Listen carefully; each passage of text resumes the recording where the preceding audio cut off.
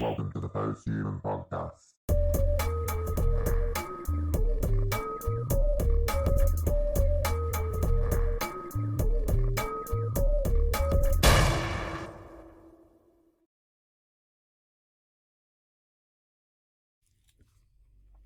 So, today's guest, and this is going to be a very fun one and a first.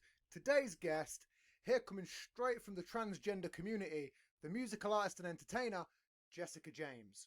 So, how are you? Do you prefer Jessica or Jess? What do you prefer? I really don't mind whichever you want to call me. I'm happy with. Yeah. Okay, we'll keep it to Jess, just to save on the Yeah. syllables. So how are you today? On this I'm very hot well, day? thank you. How are you? I'm very good. It's extremely warm today, so we will have to bear with each other. It's here in the UK. We've decided to have a late heat wave, which is very fun for us. Mid September, mid September. Working, isn't it? Well, yeah, it normally is. So let's talk about you rather than the weather. Um, I've got introduced to you by your friend Adam. Spoke a little bit to him about yourself. You're a very intriguing person. So let's talk about. I don't want to just get straight into your talk about your transition. We'll get into that. But obviously, let's talk about when you was homeless, because that seems to be a big issue at the moment, and it's a very in the UK at the minute it's definitely on the rise. Yeah. So, Yeah. um, before obviously when you was homeless, was you transitioning? What was the? So I ran away very early on from home. Basically, my mum was great. My mum and dad were split up, and my stepdad was at the time was a little bit funny about just. I didn't back then. You didn't know what transgender was. It wasn't really spoken about in the media Yep. as much as what it is today. So I kind of always knew that I was a different person, but just assumed that I was gay. And I obviously wasn't. I was trans. I knew that I was different. Even when I came to the gay scene, I realised that I was different from most of the LGBT people on the gay scene. And then it wasn't until someone actually pointed out that I was trans that I actually realised what it was. But I was always very flamboyant, always dressing very feminine, very girly, like always have been. Yeah. Okay. What was the? I mean, what was you homeless during this? Was there a? Did I mean? Because I know that I don't want to blame it on homelessness, but I know that certain people when they're homeless, get into these certain situations, and they can also reflect a lot on themselves because they're having Yeah. to deal with. I mean, just me in an everyday life, I'm taking in a lot of stuff, so I don't have time to reflect on myself personally, because I'm too worried about the day-to-day grind of things. And part of me thinks that sometimes if you're in these situations of isolation, that you get to reflect a little bit more, and then you can sort of look more in on yourself and go, hey, wait a minute, this is what's going on.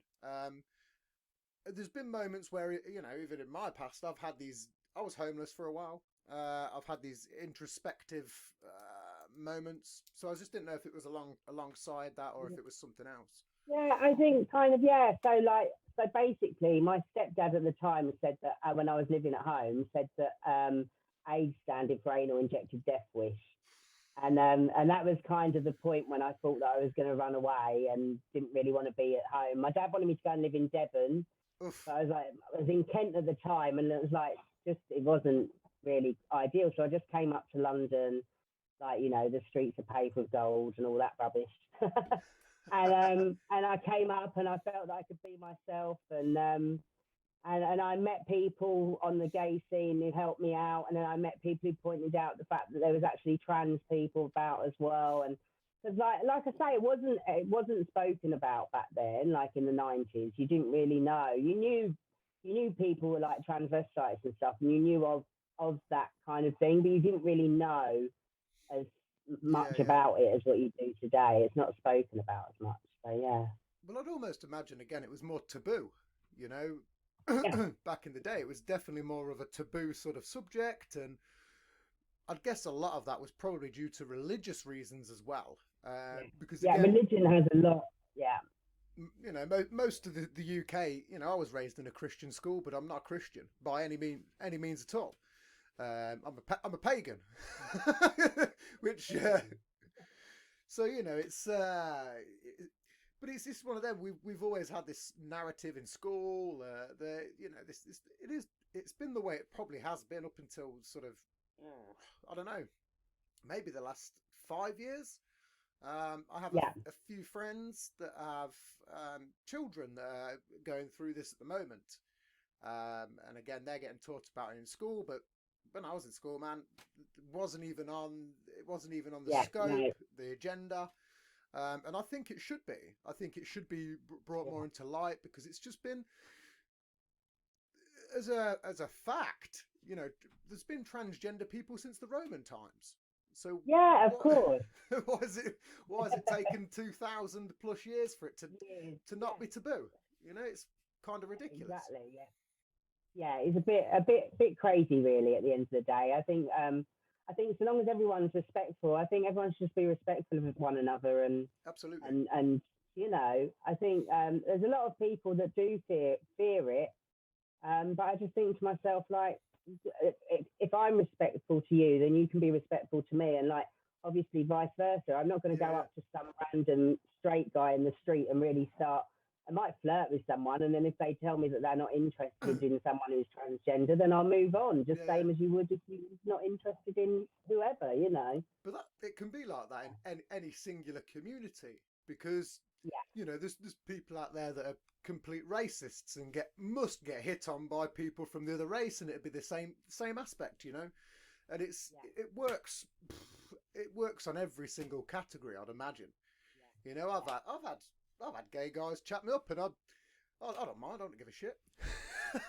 it's just yeah. it's just You know, bad. it's just a mutual respect, human, just basic human dignity and Yeah, yeah. respect, isn't it? Really? I mean, Uh, I'm kind of somewhat bisexual away, and my sexuality is very, very strange. yeah. It sometimes gets me in trouble with partners saying that, but who cares? It's a bit late for that now. There was a show that I couldn't release it. I did a show with my partner, my current partner, just Yeah, just like midway through when I was starting, just for fun. I was like, why don't you come on? Let's just have a chat and see what it's like in a different yeah, environment. We was talking about different sexual experiences, which is clearly going to go bad. Let's, you know, yeah, and you know, I'd brought out a couple of moments in my past because I've slept with trans people, and yeah, she was like, "Wait, what? Really?" And it was a bit of a shock to the relationship 4 years deep. You yeah, know? It wasn't nothing against her. She's not. She's yeah. she's not. What's the best word to say? She's not like transphobic or anything like that. But it was just like, No, no, no, whoa! no, It was just like, exactly. whoa, really? And I was like, yeah. And unfortunately, we couldn't release it. So because it caused a bit of a ruckus, more so that I'd kept that a secret than they didn't know anything Yeah, else. So you know, even my own sexuality is pretty open. But you know, even if I go out and you know I've had gay guys hit on me or whatever, I'll just go, look, well, this is how it is at the moment. I'm with a partner, but we'll have a bit of banter if you that's want. You it. know, just a bit of fun. I'll have a drink with you. Fuck it, why not? You might be a good That's dude. it. Yeah, exactly. I think that's what most people should just do, and rather than just discriminate, and it just Yeah, yeah, doesn't yeah. get anyone anywhere really. You know. No, exactly, exactly. Yeah, no, and back to the homeless thing. So yes, I was on the streets in London, and I used to have these ridiculous silver flares. that I used to, and these Spice Girl Flares. shoes, and I used to have my hair bleached blonde, and I was just outrageous, really. And then, Outrageous. and then I was putting on more and more makeup because I was underage and I wanted to go out clubbing. I was like 16 and I wanted to go out to the clubs and So I used to put on makeup and sneak into the clubs, and then I was being offered work in clubs. I was supposed to be at college, and I started working in the clubs, and I met my record producer and done some music, and then it just all kind of went from there. Really, got my little flat, and I've been here for 20 years. Nice one. Yeah. So, obviously, it was quite young when you knew and realised. Yeah. Because again, ever since I can remember, really, you always knew. Even when I was at primary school, I was like, "There's definitely something different here." Like I didn't know what it was, but yeah. well, that's the thing. I think if you know, you know. I mean, a lot of people out here nowadays are just so skeptical that you can feel that way, and it's like, but you don't know. You're not in that person's body at all. You're not living their day to day life. You don't know nothing about them. But people are so skeptical and go, well, you can't feel that way, and biologically this, and blah blah blah blah.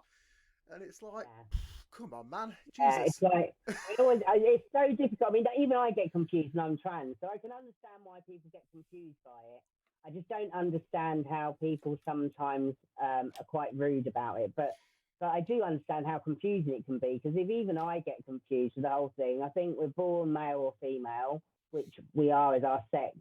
And then gender's just a whole minefield in between it. Like nobody can explain why some of us feel like we're born in a different body than what we're meant to be, or I can't explain it. But all I know is that I'm very happy, like, which is the main thing, and it's about finding. I think once you find yourself, that's the hardest bit, is discovering yourself.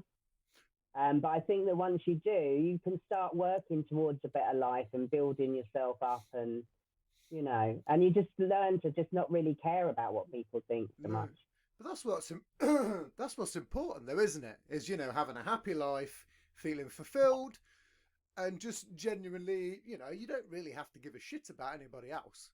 They should be dealing with their own life, and if they're too busy fucking around in yours, they're probably not fulfilled themselves. They've probably got a whole mess of stuff going on, and they've had a shit day, and they go, oh, here comes this person, let's just fire some ammo so I can probably feel better in 10 minutes. And then even then they'll have that fire. 10 minutes later, oh, I'm pretty good. Well, an hour after that, they're back to feeling shit again.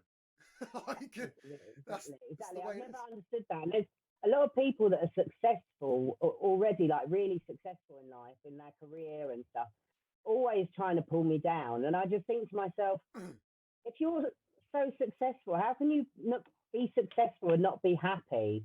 Like, I think that I'm successful and I'm still succeeding. I'm on a continuous journey of success, because if I'm happy in the here and now, like 90% of the time, I keep my balance of positivity up. Well, I'm a great believer in the law of attraction. Oh, me too. I'm a big fan of the law of attraction.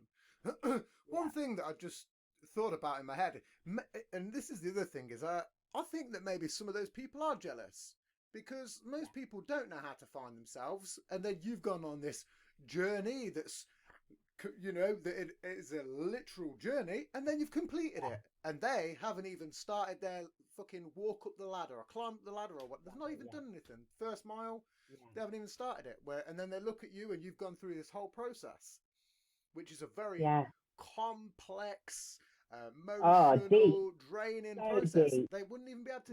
They wouldn't be able to handle that. I couldn't fucking handle that. So maybe that's why a lot of them are jealous, because they go, "Hey, I'm successful, but hey, this person's done this big journey. It's probably really, deep in the subconscious, the way it works." I don't know. That's my thoughts on it. That's kind of the same sort of thing that I think with it as well, to be honest with you. Now I look and I just think, I feel sorry for people, because I think to myself, if you was to rather be looking at me, and if you was to rather look at yourself, actually, you'd just be so much happier. But there you go. But I mean, it is, because we're all on our own journey, aren't we? We're all on this journey, and I know tons of people that are successful, way more successful than me, and they post all these pictures making out like they're happy, and then into the week I'll get a phone call and I'm like, "Hey, how's it going, pal? You all good?" And it's, "Oh, not really." And I'm like, "Well, it looks amazing, doesn't it, on the other side of the fence? What's going on here?" But This is it. and you never quite know what to say to these people sometimes because I think the other thing is you can't. No one can be 100% happy all of the time. We've all got oh no, bad times when we're going to be feeling down, and I think it's just about learning what gets you into them lower places and actually working out what can get you out of them and what can keep you in more of a positive minefield to bring more positivity to you, really. And a lot of people think law of attraction, and people who believe in law of attraction just sit there and think do good things happen and they come, and it's like there's a bit more. I mean, if you watch The Secret, you might think that, but there's a bit more to it. Like you have to work, you know. If it was that easy, just sitting here meditating, oh, things are going to be good today. Like, no, you have to do things. You have to grind. Like, you know, the law of attraction. The word's got action in it, like you know. So that's a really I've never heard that. That's crazy. Yeah. I've never heard that be said. It has got action in it. Shit, man. Yeah. I like that quote. I might actually. That's a very good quote. The law of attraction has action. Something like that. We'll come up with a snappier. A snappier way of doing it. So I'm starting to cook now. I'm going to have to take this ridiculous shirt off because you can see me now. I'm starting to mop my brow with stuff. It's ridiculous. I did this a couple of months ago when we had the heat wave. I was talking to two people for 2.5 hours, and I was like, yeah, the whole time, like just mopping my face. It was ridiculous. It was crazy. So, your music. What got you into music? Have you always been like a entertainer? Have you always? I don't know. I always wanted to sing, but I couldn't sing at the beginning. Okay. My school teacher is my music teacher. She threw me on the stage to do Irene Cara's Fame in the school cabaret. Yep. She got a lot of people gave her stick over it because of people thought their kids were better, but she said she did it to help build my confidence and stuff. So, and it was really cool. And then I met my record producer. Like I was dying to meet someone who could do music, and like I met my record producer, my friend Scott, and we worked together on my first track years ago, and he was like, let's stick to singing, let's stick to talking. Okay. So I was like, okay. And but I've been for a few singing lessons. I'm still like by no means like the best singer in the world. I've got a very unique voice. I work with some really amazing record producers now, and a lot of them say like I've got a very unique kind of voice. I've worked with Steve Bronski from Bronski Beat. I did a couple of tracks with him. I've worked with James Herr, who's really big at the moment. He's doing lots of stuff with the BBC Radio 1 and Mark Knight and Beverly Knight and all of them. So I've kind of just plodding along and enjoying it and seeing where it goes. And then obviously I met Adam, and he's really, really good at helping me with he said, you're so creative. Let's get the rest of it together now. So even Adam, just bear with me. I just want to grab my tobacco. I left it on the other side of my desk. yeah, sure. This is what I've been slowly trying to do over the last 5 minutes. I left the stuff on the other side of the desk about 8 foot away. And I was sitting here trying to completely be plugged in, and I was like, motherfucker, all my stuff's over there. I'm like, oh, shit. I'm like, at some point, I'm just going to have to bite the bullet and just reach over there. But no, Adam, he's a great guy. We've been talking all week. I love that guy. Yeah. He's a very creative person. I'm going to get him on the show as well. I didn't know whether to get the pair of you on together, but I wanted to speak to you both individually because, again, of course. It's two different sides to the thing. You know, he's doing what he's doing, you're doing what you're doing. So I didn't want them to clash in any sort of way. Yeah, exactly. There's no benefit or gain to that. But no, that's super cool as well. I've always liked to live in London because the scene is just so. I used to be a big fan of like the club scene, and I kind of don't want to get back into it in a certain way. But nowadays, I'm like, it's the best way to network. You kind of have to get out there and put yourself out there, and I'd imagine as an entertainer, you do that quite a lot. Yeah, I mean, I used to work in a lot of nightclubs. Like, I stopped working in clubs about 5 years ago now, 6 years ago. But I used to work at Egg London. I was the hostess at Egg for like 15 years. Oh shit! And before that, I worked at GAY and Heaven and all of the other LGBT places, the Shadow Lounge and lots of places, Madame Jojo's, Too Much, there's loads of places. So it was a too much, actually. The only place I've been, sorry, is Rainbows. That's the only place Okay, that's in Essex, is it? No, this was, when I went to Rainbows, it was in, I think it might have been in Coventry. Okay. I think I went to one in Coventry. Colours, I'm thinking of in Essex, I think. Yeah, I mean, I'm Midlands based. So okay, yeah. But yeah, the only sort of club that there was tell a lie. There's a place in Leicester that I went to as well called the Flying Standard, something like that, and it's a completely gay pub, and I do prefer going into gay pubs because you can just go in and everyone's friendly.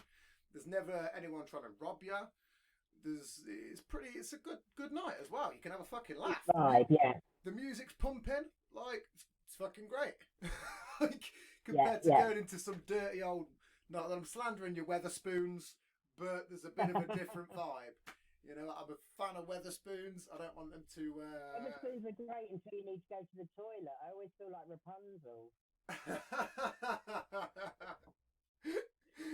Yeah, I mean, Spoons is great if you want a cheap night, but it's just a cheap night. It's not ever. There's no entertainment. There's nothing really going on, but a bunch of like old men and regulars.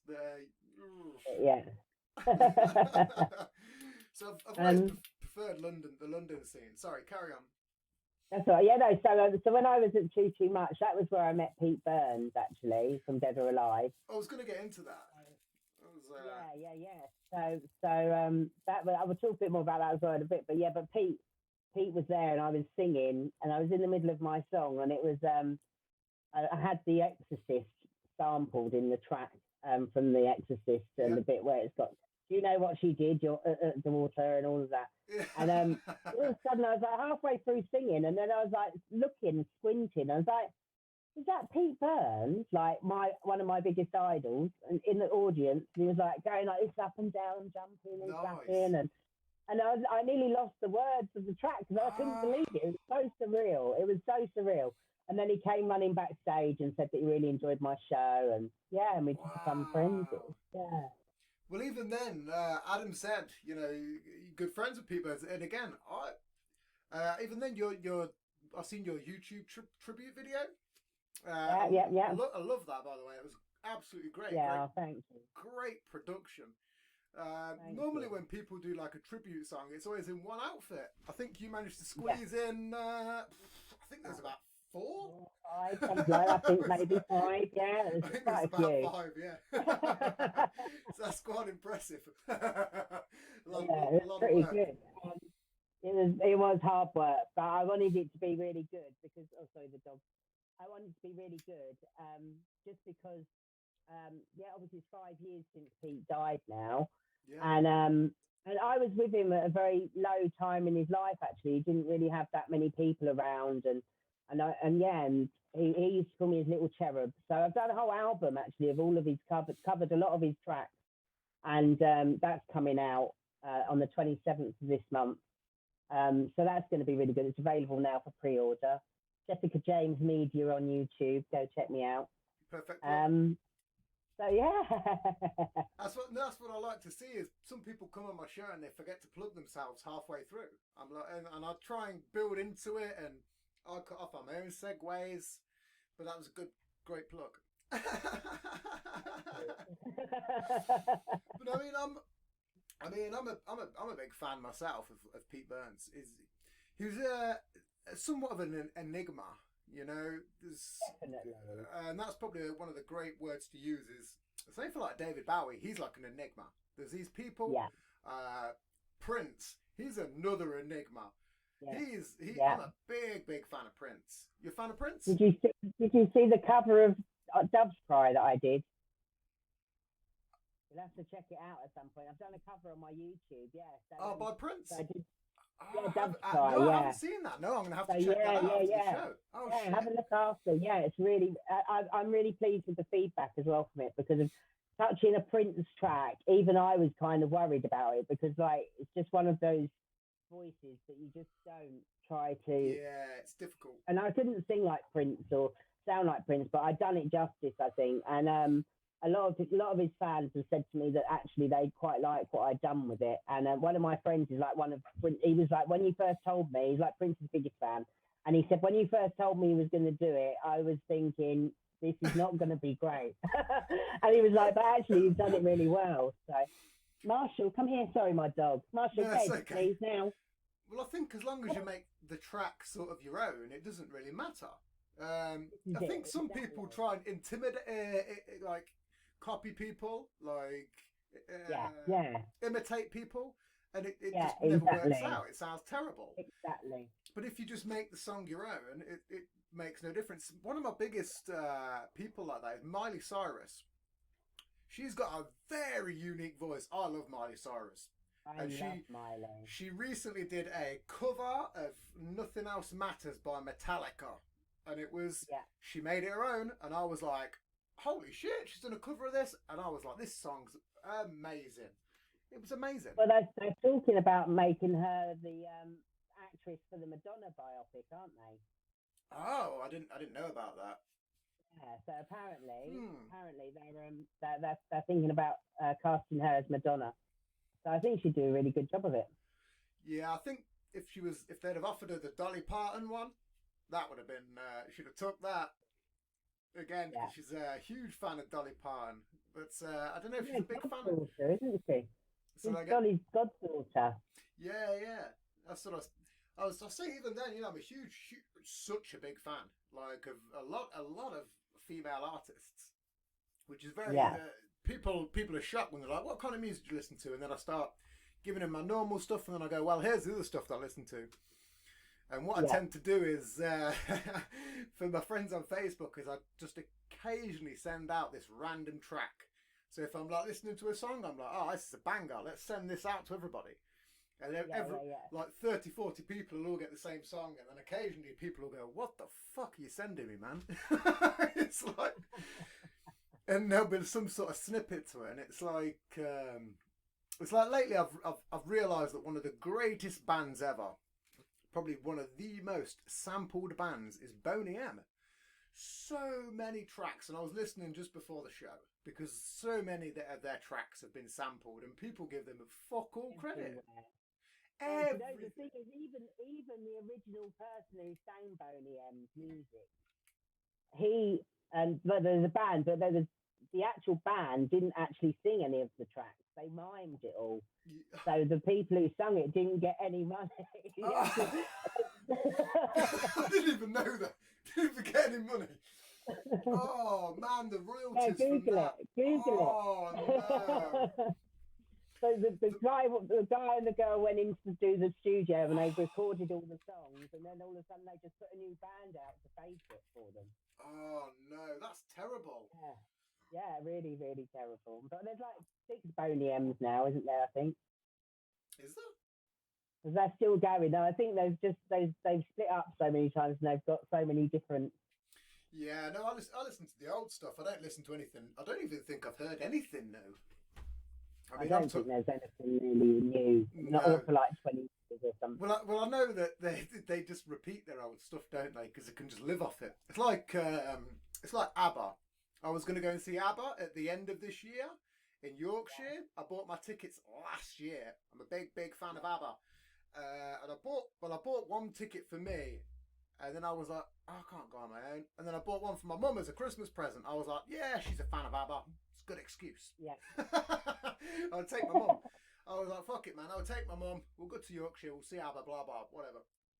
But I ended up giving them away because I was just like, oh, I don't know. I was like, fucking getting up to Yorkshire and whatever, and it'll be a pain in the ass. So I just gave my ticket to her partner.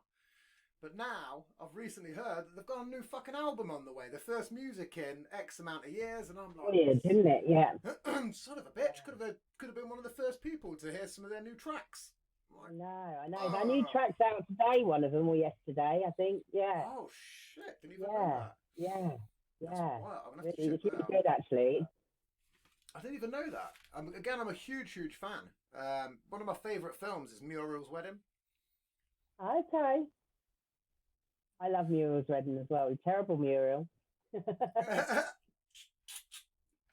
the first person I've ever known to quote a piece of it as well. Terrible Muriel. It's such a strange it's a strange film as well. Obviously it's set in Australia and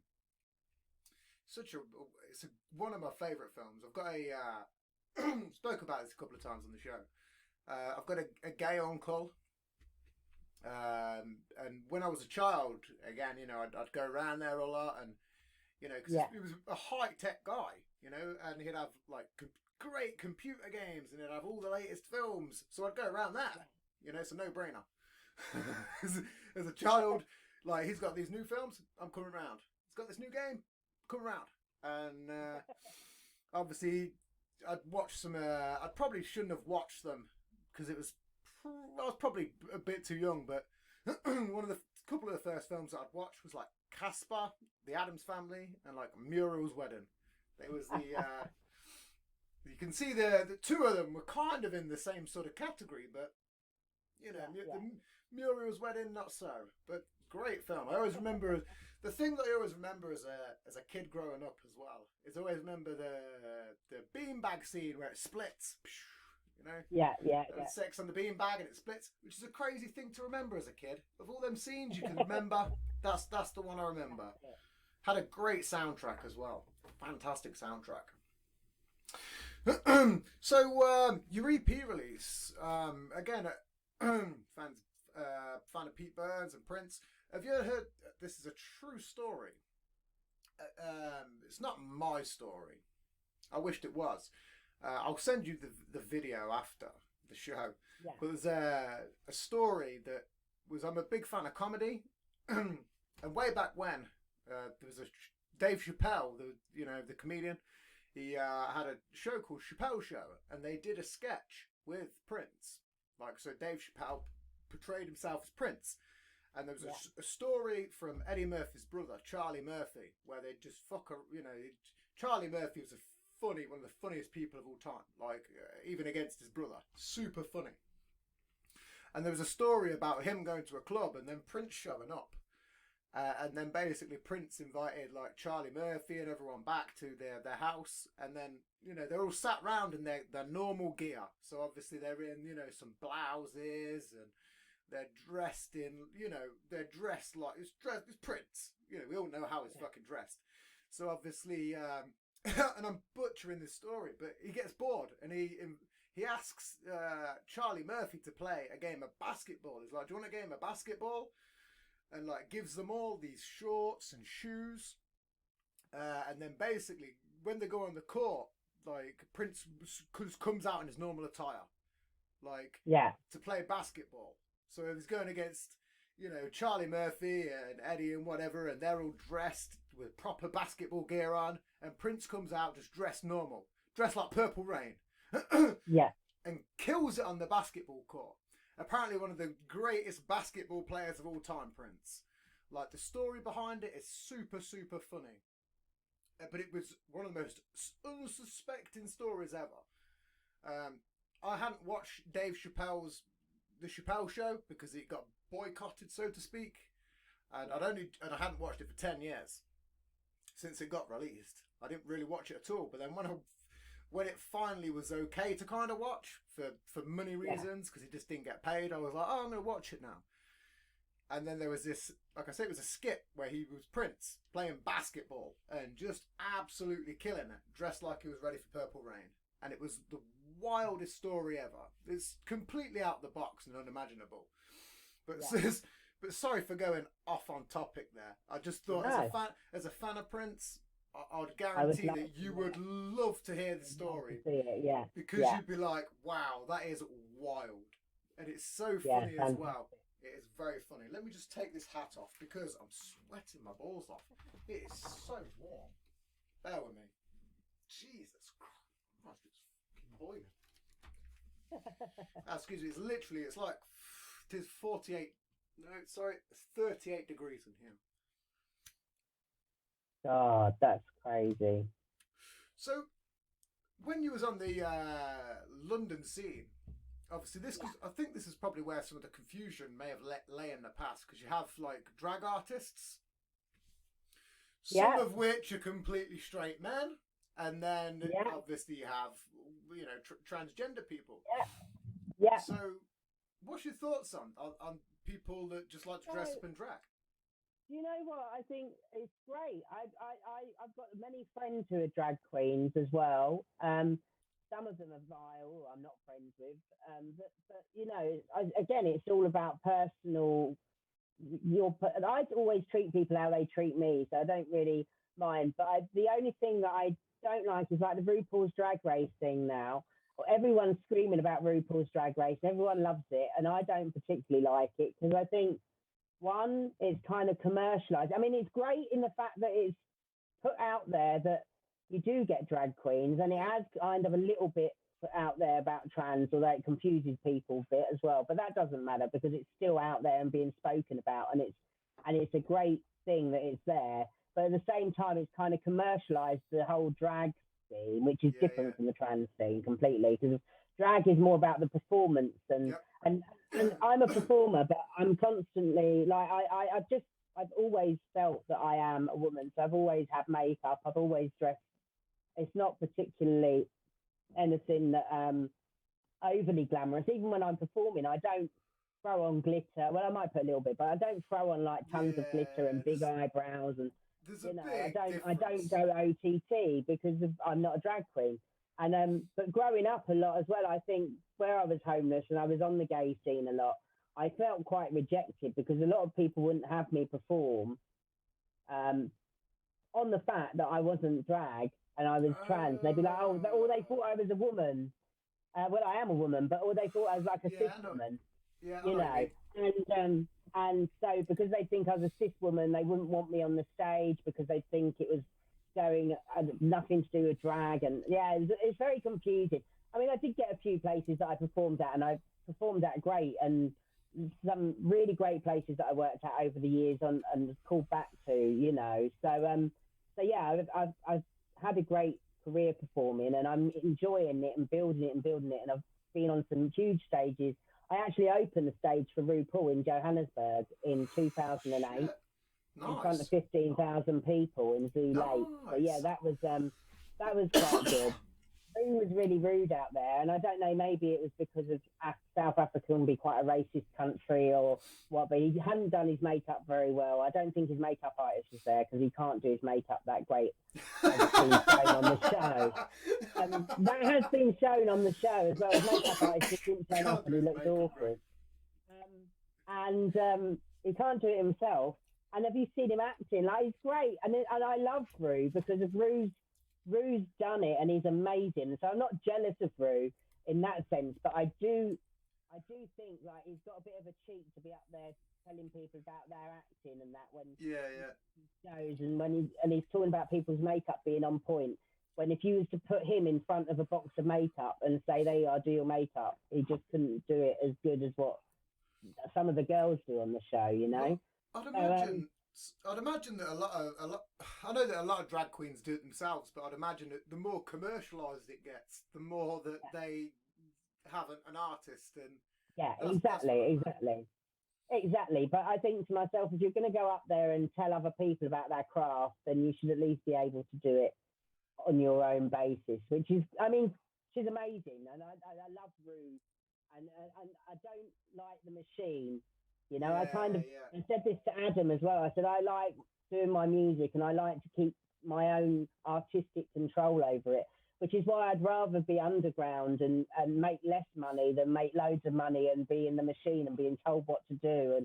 And of course, there's always going to be an element of that, but I always want to do whatever I do. I want to keep some sort of control over it.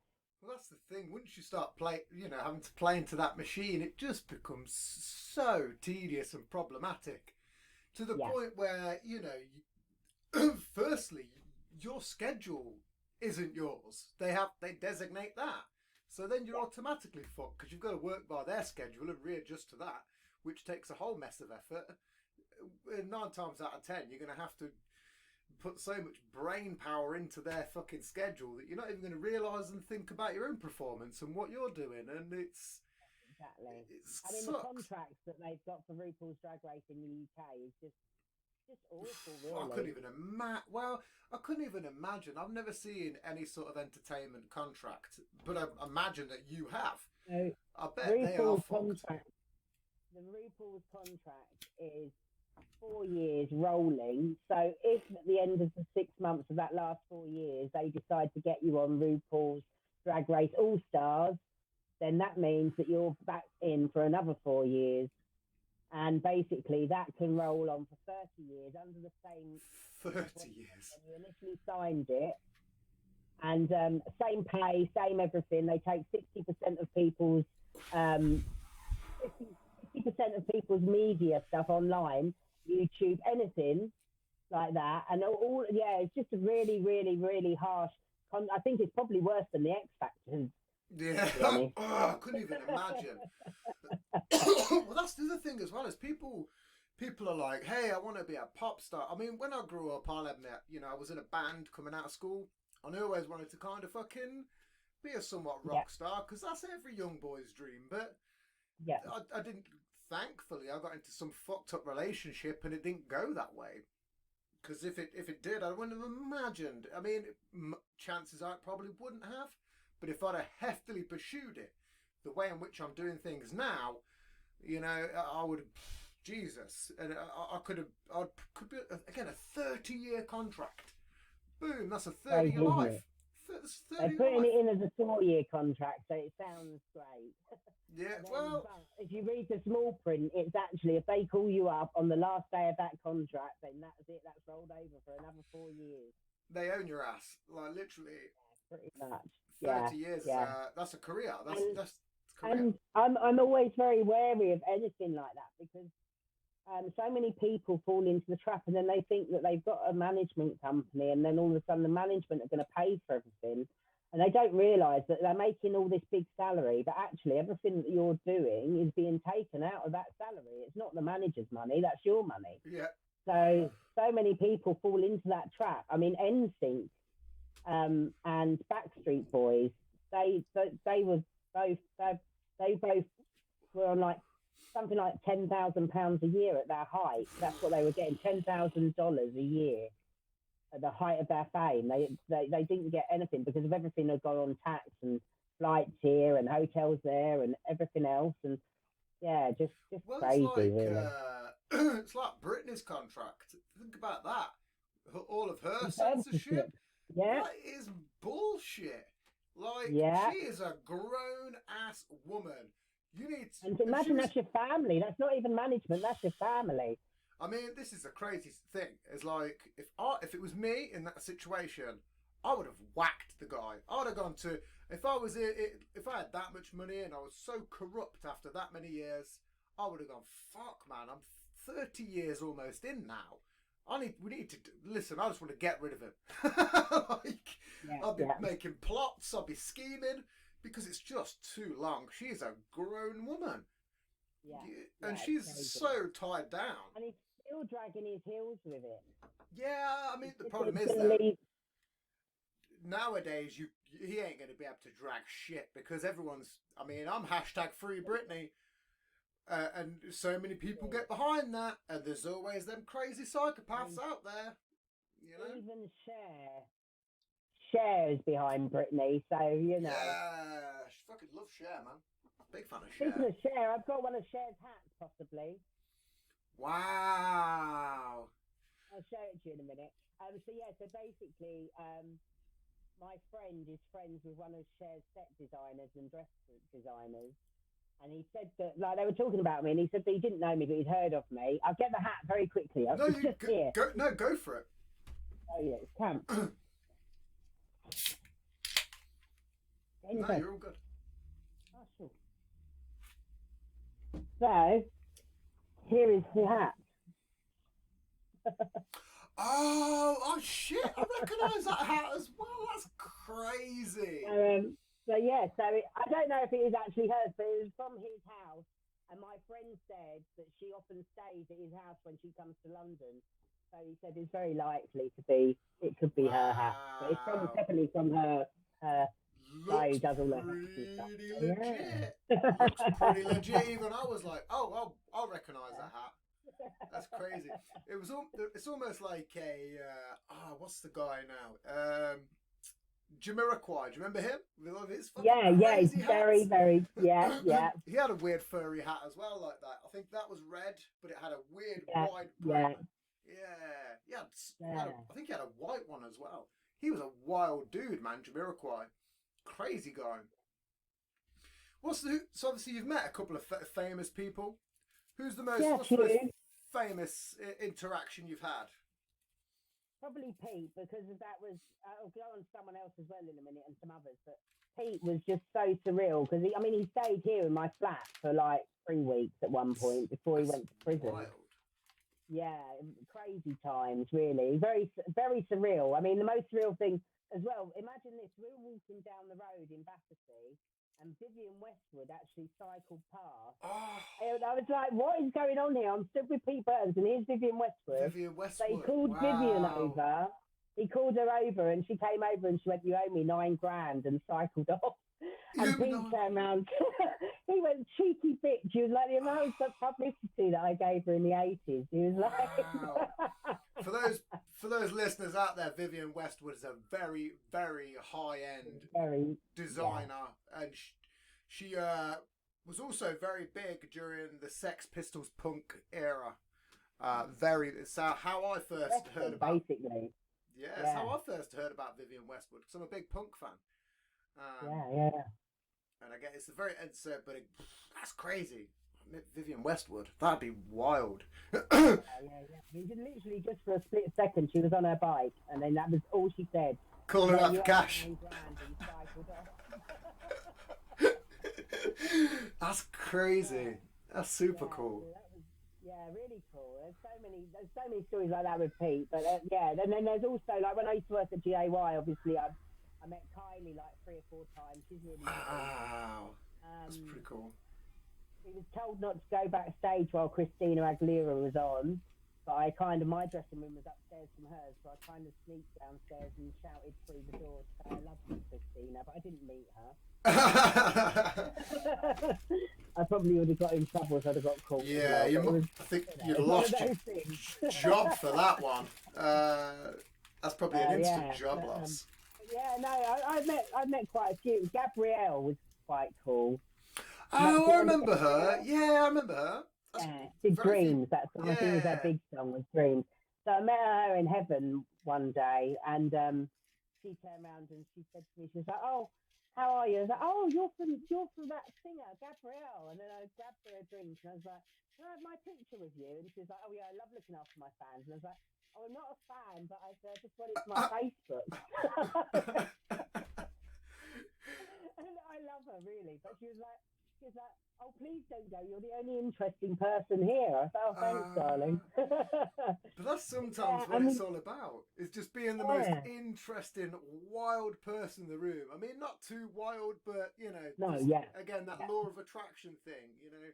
Yeah, exactly.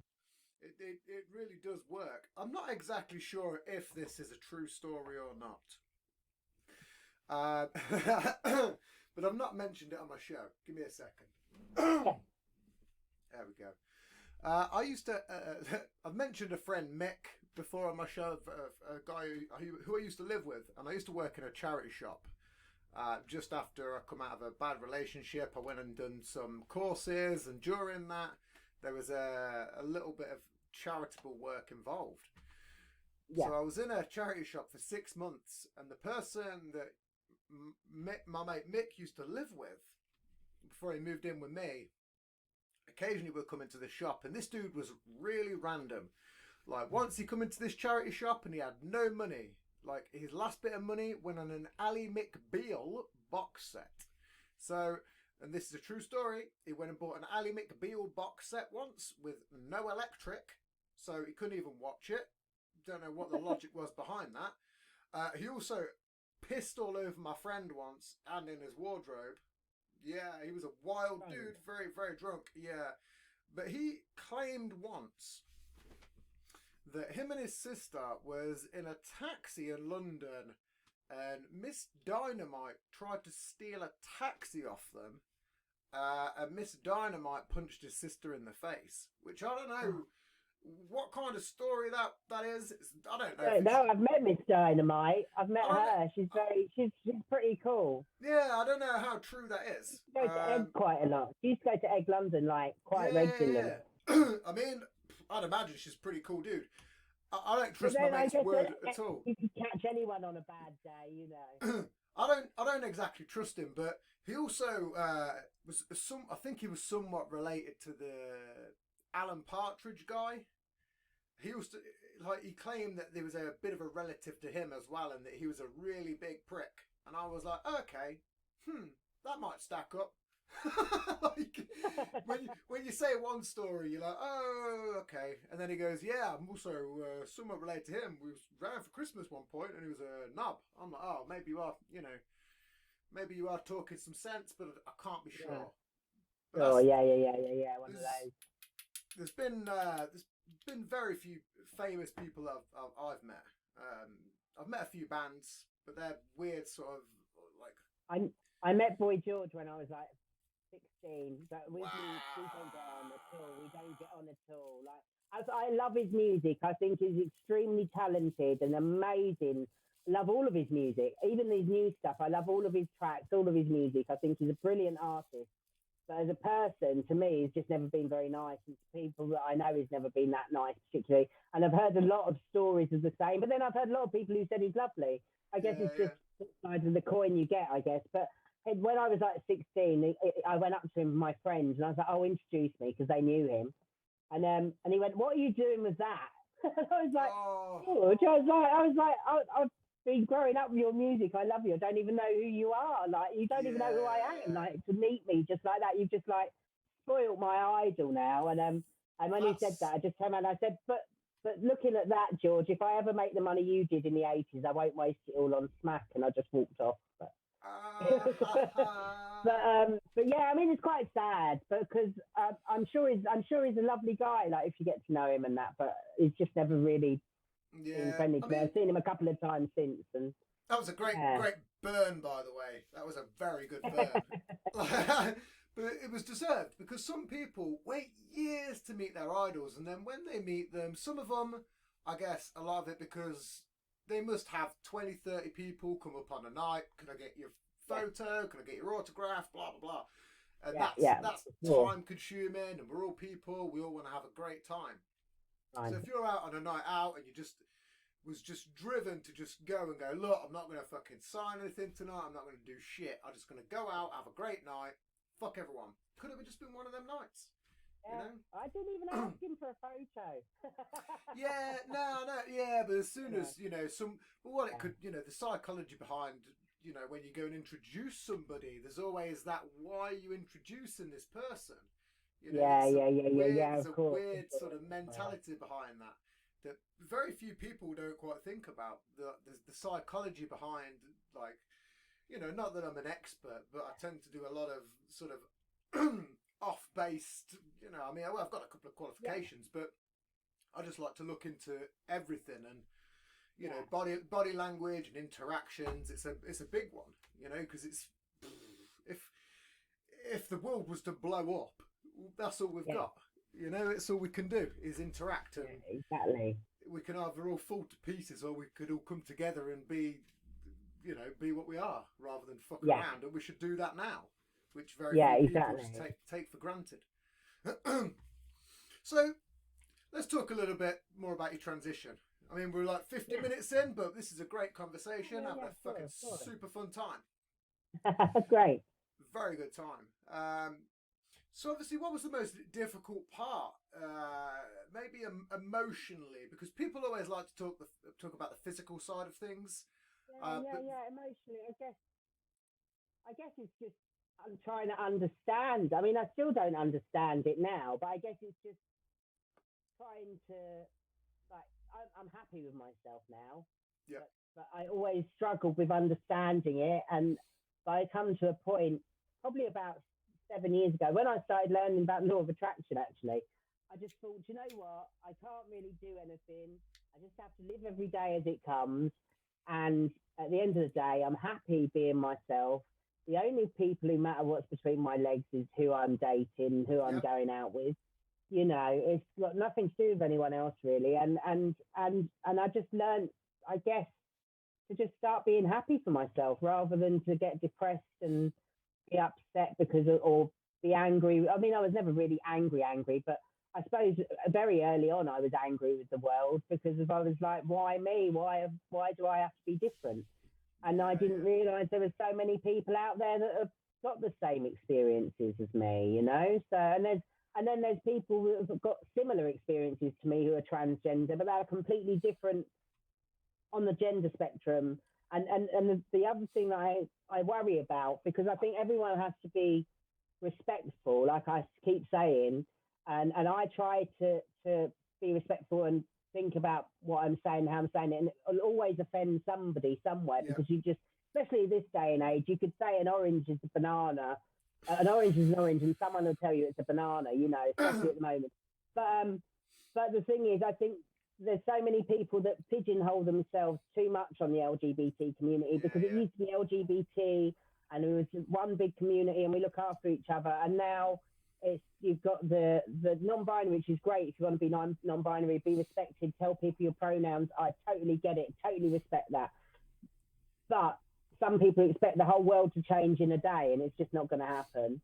Then also you've got trans women who obviously are women because we all feel women, but some of them refuse to almost look at the fact that they was ever having to transition.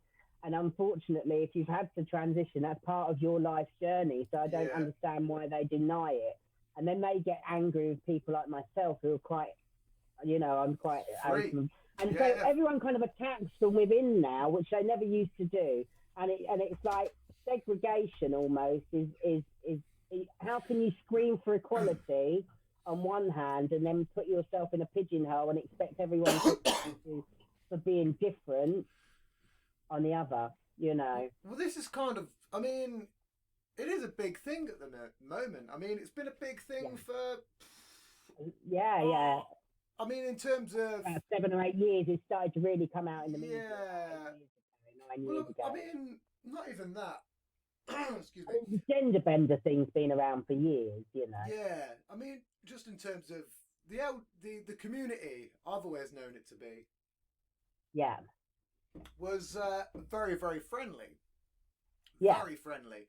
But lately, there's a lot of it's a weird sort of, it's like a frag grenade's gone off in the middle of it, and these weird pieces of shrapnel flying off that are very weird opinions, and I mean, I'm talking from outside of the community, but I could imagine that being inside of that moment where, you know, there's a lot of people turning on each other, and you can see it over Twitter, you can see it all the time, and it then becomes heavily political, and they're bringing so much stuff into it that it must get so tricky to... Oh, it just annoys me sometimes. And then I just think to myself, do you know what? The only way you can expect acceptance is just to live your truth. Yeah. You know, and go out and present yourself and the best self that you can to the world. And that's it, isn't it? You know? Well, it's like you were saying. I mean, as long as you're happy, it makes no difference what anybody else thinks to me. Because at the end of the day, most of us die alone. So why should it really matter about all these people's opinions up until that moment? It's a pretty grim way of putting it, but most of us do die. That is what it is. Yeah. Like, God, my throat is terrible at the minute. I smoke.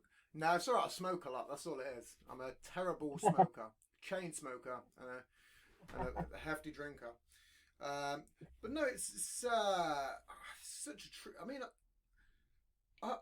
the people that I know, I'm not going to say their names or their children's names, but yeah, of course.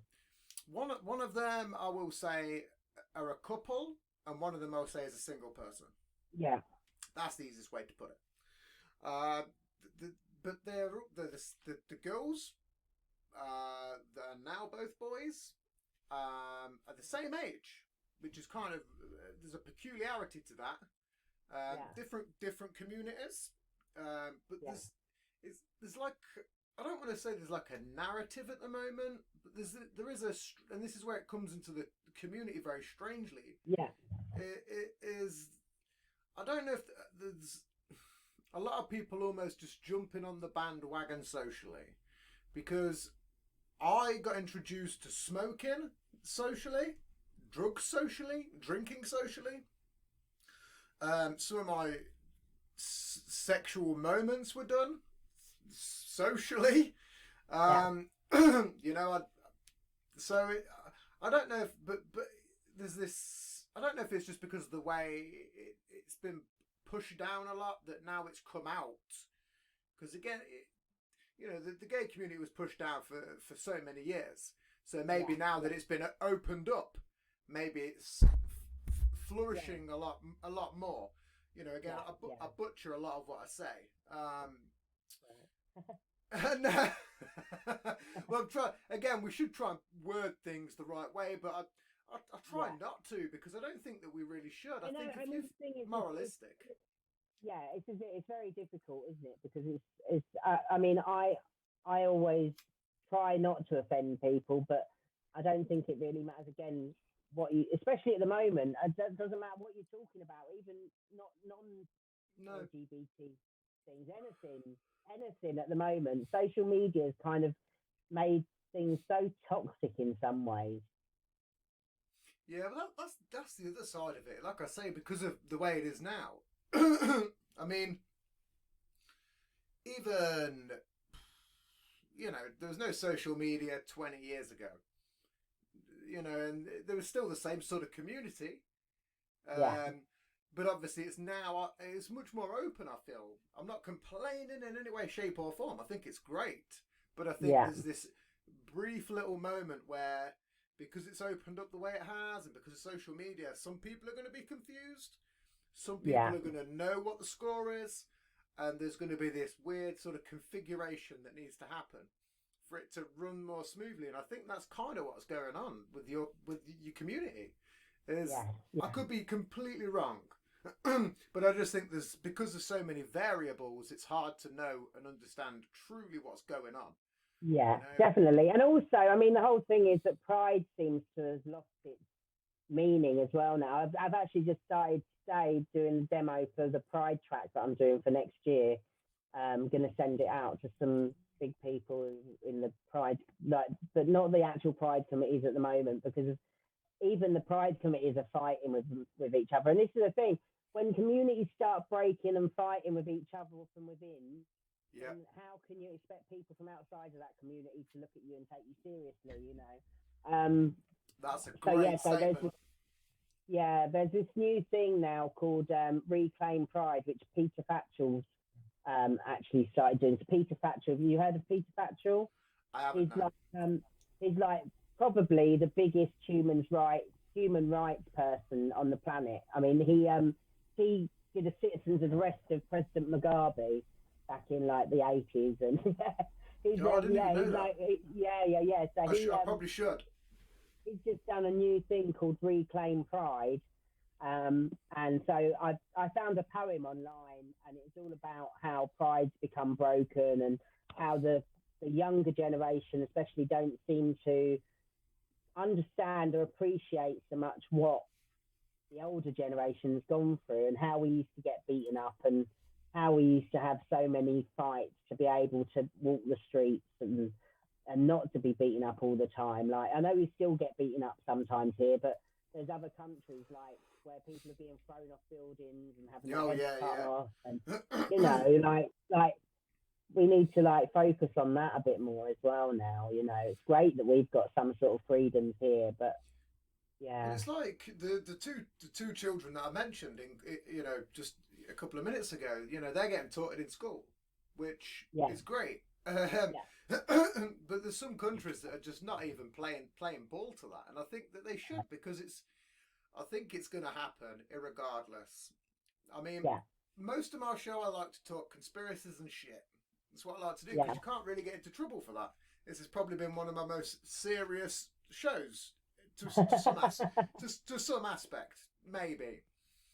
Just in terms of what I might say, and someone's going to take shit. Someone's going to take what I say out of context completely. That can't be helped. No, it can't. I think you're always going to offend somebody. There's 9 billion people on the planet. And at the same time, again, the law of attraction is you need friction. You need people to be against you, because otherwise nothing would change. Yeah. Well, that's the other thing is someone said to me this week that I live a very turbulent lifestyle, and I was like, I was like, that's a strange thing to say, turbulent. And then it was funny because you can take that any way you can. And when I looked at the meaning, the standard meaning, I was like, oh, turbulent, okay, bit chaotic, blah blah blah blah. I was like, that's pretty bad. I was like, how do I take that? And then I was like, let's look into it a bit more deeper. And then it was funny because when I looked into people that have turbulent personalities, it was like success driven, blah. There's this whole very turbulent. there's this whole other flip sided coin to that. And then I was like, you've just gave me the greatest compliment in the world. Thank you very much. So it's again how you can interpret things, and what someone essentially said to me was, I don't know if it was quite a slant, but it was, it was what it was. I knew it wasn't intended to be positive, but I was like, I'm going to take this completely positive. I'm going to try and get some positivity out of it, and luckily I managed to. But it's just like there's just so much controversy lately, but it needs to come out. I think it needs to for us to evolve as society. It just probably doesn't help that it comes alongside COVID and wars and everything else. It's just shit, isn't it? This whole COVID thing and all the wars that are going on. Yeah, it's not very nice. The whole Afghanistan and. Yeah, I don't tend to get into that too much because it's just fucks your head, man. It's not worth it. I mean, not that I don't care, but it's just I'm not going to look at it every single day of the week. No, that's it, exactly. And there's not really that much that we can do other than try and give some aid to the shops, and give some food or whatever. Then there's not much more that we can do. So bloody government. I know. So here's a question: was you about during the raving scene? I was about, probably just towards the end of the raving scene. I went to a couple of illegal raves where you used to have to go to the phone box with your little flyer and phone the number and find out what field it was going to be in. Yeah, so I did a couple of those. I'd caught sort of the back end of it. I know a lot of it's going on now. I mean, it's gonna be huge, especially if when they bring in this passport, this COVID passport. Oh. The people who don't want to have it will go and party in a field. I didn't even think about that. Holy shit! Do you know, this is why I love this show, because occasionally you'll get this complete random moment that makes your brain go beep beep beep, and you just lit my brain on fire with that. Absolutely. The COVID passport thing, if that folds the way it does, and that completely goes out, there's going to be a huge underground scene. Holy shit! It'll be literally. I like to think that the 20s are going to be like the Roaring 20s. I keep saying that. Wow, they had a lot of old school shit going on there with the underground scene, and I'd like to see it again. I think it'd be brilliant. I think it will. I really do think. I'm surprised it has. I mean, there's been a few festivals and stuff happening now, but I do think if they do bring this in, I mean, I've been vaccinated, but there's people who haven't been, and I'm not one of these people who's like, oh, you should go and get it. I mean, I've just done it for my own personal thing, and I want to keep my family safe. I've got elderly family and stuff like that, so that's why I've had it. But I do think it's a personal choice, and I do think that people should be able to decide what goes in their body and what doesn't. I mean, one of the few things that you do get to Yeah, it make a should decision be. on is your body, you know. So Well, it should be. so yes, to be forcing people, I think is a bit mad. I mean, I understand why they're doing it, but at the same time, you know, I think to myself, well, for the amount of people that have died from it, it's just something doesn't add up, you know. Well, look, that's the other thing is, I mean, you can talk about the numbers of that all day, and you're never going to really get anywhere. You know, you could just beat. It's like beating your head against a wall. You know, Yeah, it's completely pointless. It's. yeah, I yeah, mean, I'm not an anti-vaxxer. I just think again, I'm completely the same. I think that you know, if you want to get it, get it. If you don't. It's your own personal choice. You know, the yeah, same way in which, if you want to go and put a needle in your arm full of heroin, well, great. You know, enjoy, but you might yeah. overdose. It's not completely this. It's not completely the same, but you know, it's if you're going to put shit in your body, and there's people out there that have said, you know, if you're going to take it, it's going to kill you. Yeah, Well, yeah, so is heroin. yeah.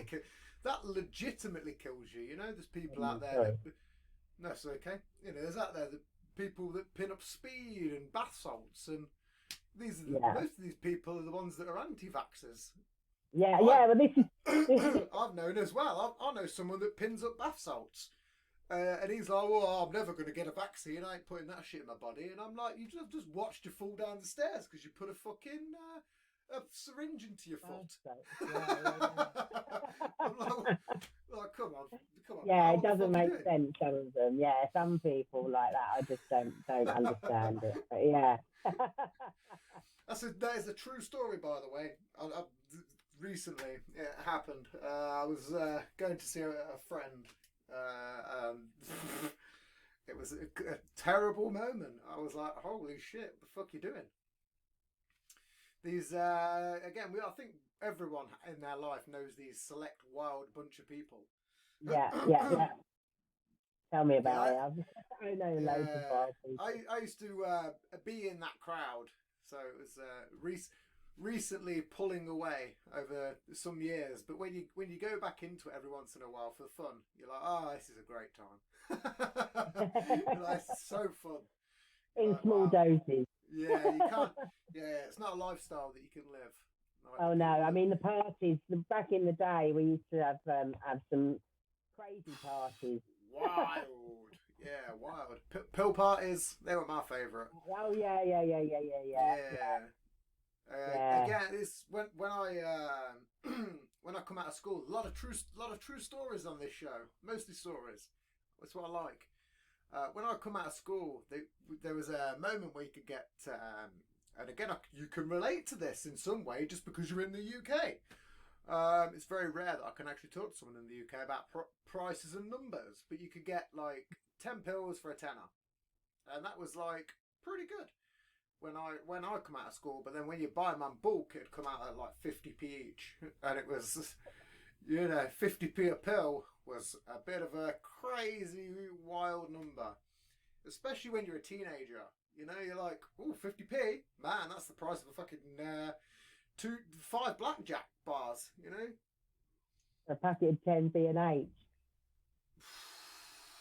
wow, for I mean, I 50p. gave up smoking. I gave up smoking 15, 16 years ago now. But when I was a teenager, I smoked, and it used to cost 50p for 55p for 10 B&H. Wow.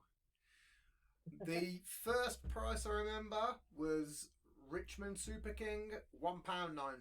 But there was a guy who we used to go and see who used to get a pack of 24 for £2. And then over the years, it got to £3. But they were sovereign blacks, It's like 20 sovereign, quid. yeah, sovereign blacks, sovereign golds. They used to have little yellow marks on the fucking papers. It tastes like sawdust and shit. But we used to go and then sell them in school for 50p. Make a little bit of profit. I was 11, by the way. I was an early hustler. I just wished I'd have kept up with it.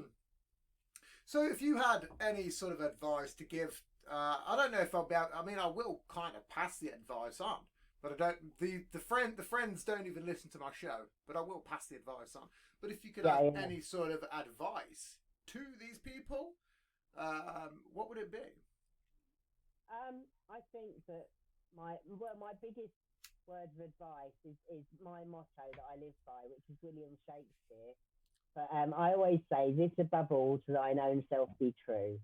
Oh wow! Yeah. I think you just gotta learn to ignore. You're always gonna get shit, no matter who you are or what background you're from.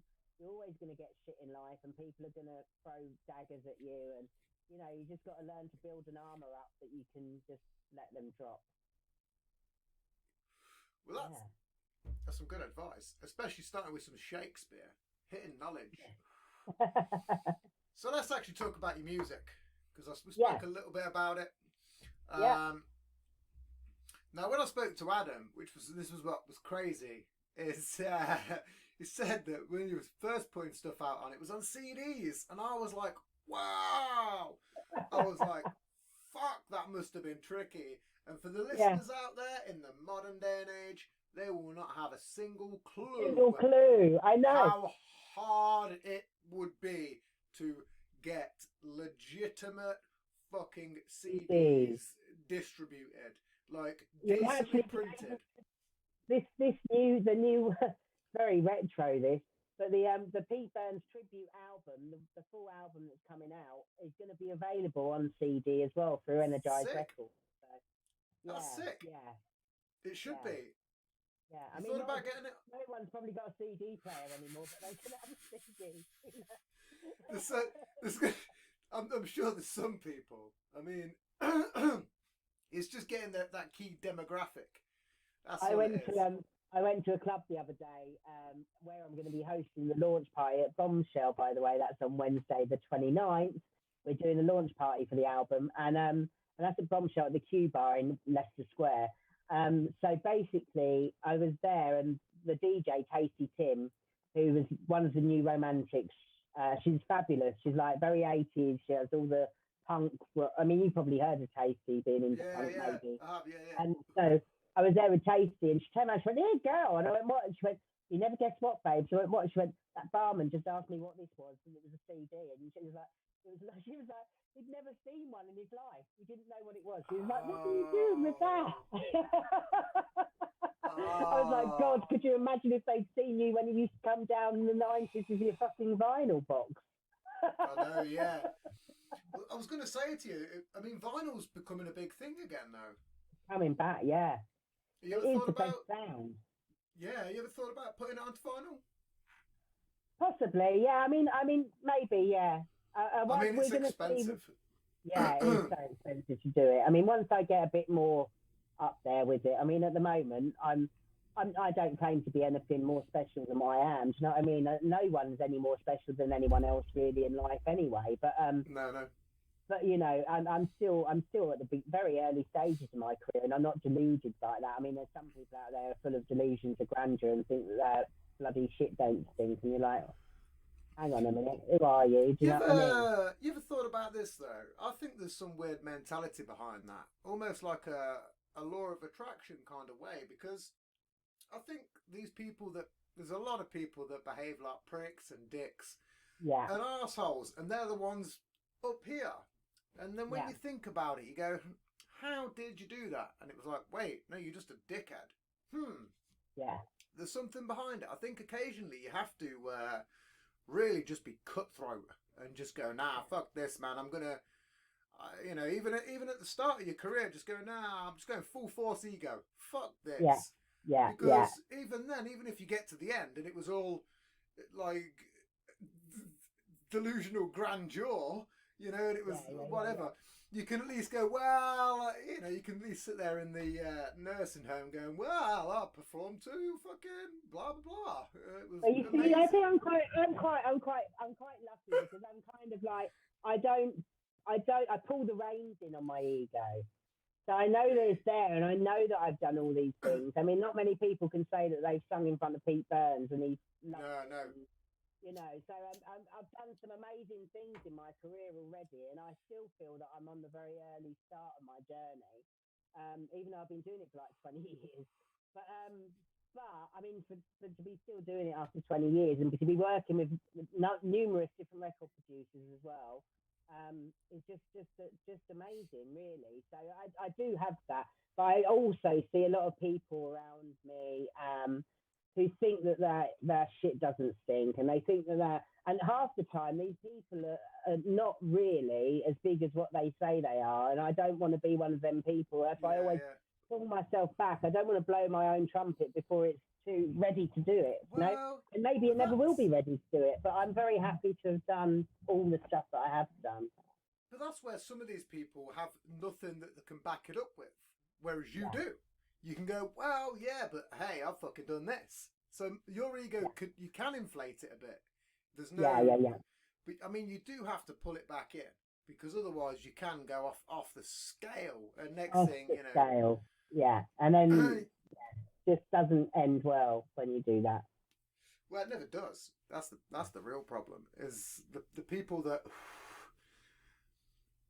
really let their ego inflate are the ones that are supreme drug addicts, because they just have to keep going and going and going, and you know the next thing they're just burnt out. They're just so burnt out, and it fucks them up. Yeah. It's not. Yeah, it's really sad. It's a tragedy 9 times out of 10. You know, it really is. I can't remember the person's name.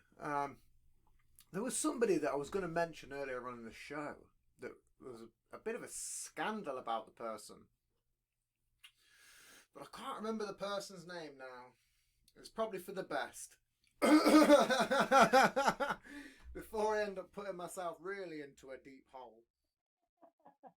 I don't think you put yourself into too much of a deep hole, but then again, that's quite an innuendo, isn't it? Well, yeah, there was one that I had. It's funny you said that. There was one that I sent you a message earlier on an email, and there was a somewhat innuendo in there, and I was going to put no pun intended after it, but I thought no, we won't do it yet. I thought I can't just put that out there. I like to keep everything professional but as loose as I can. You know, again, no pun intended. If there was one there, I had to say it then. If there was one, I hope there was. If there wasn't, I don't know if there was.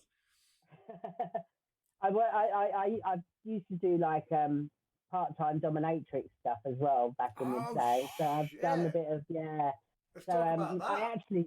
I actually wrote a song called Mistress of Pleasure. I did with Steve Bronsky.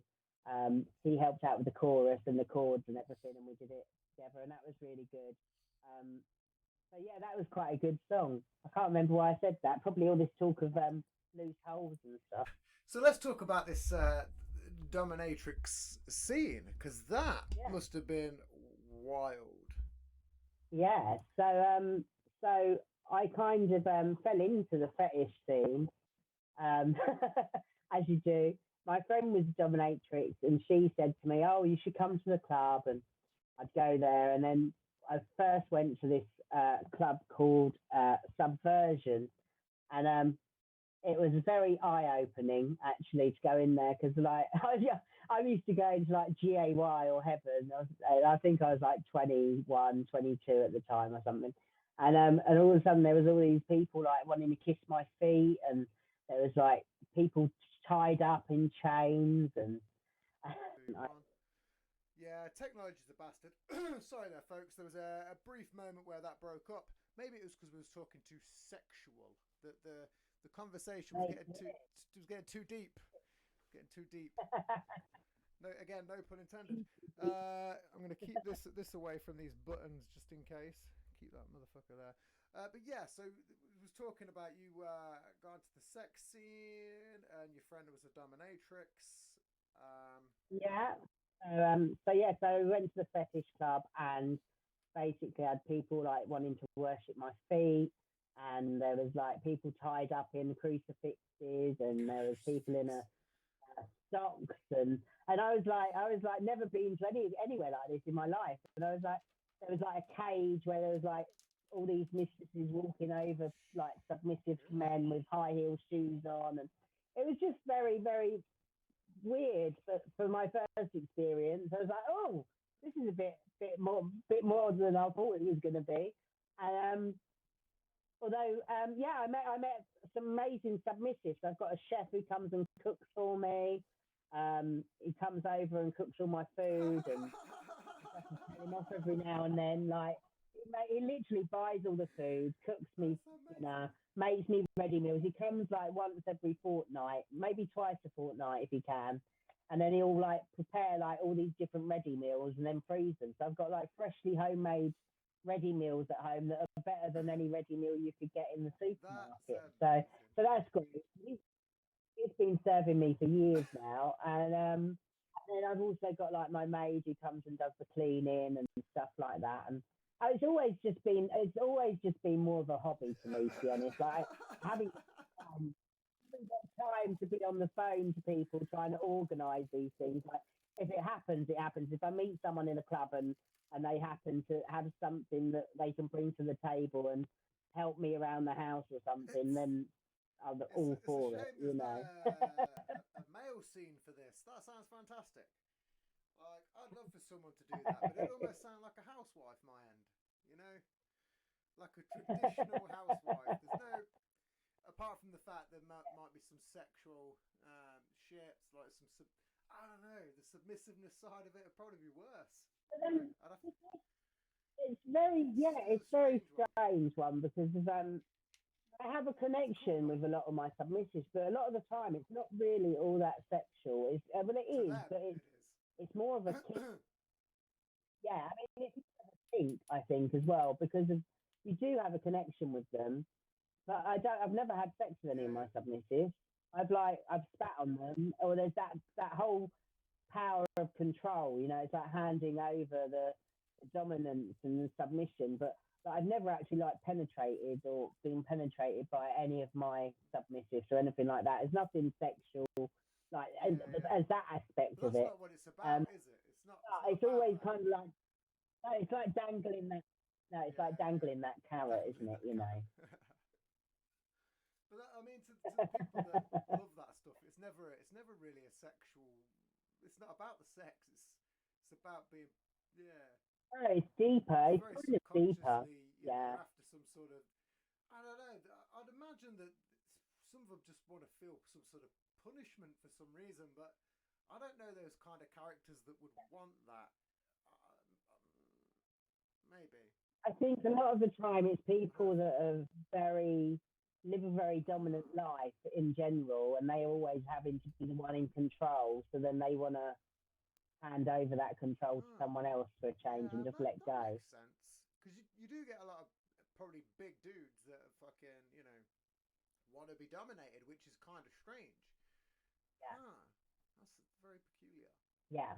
What's the I mean, I'm not always dominant, by the way. Like sometimes, yeah. No. What's the wildest thing you've done during this?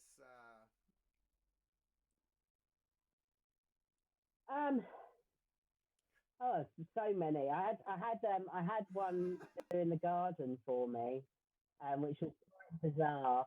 They had like this gimp mask on. They was all dressed up. They was a cross dresser.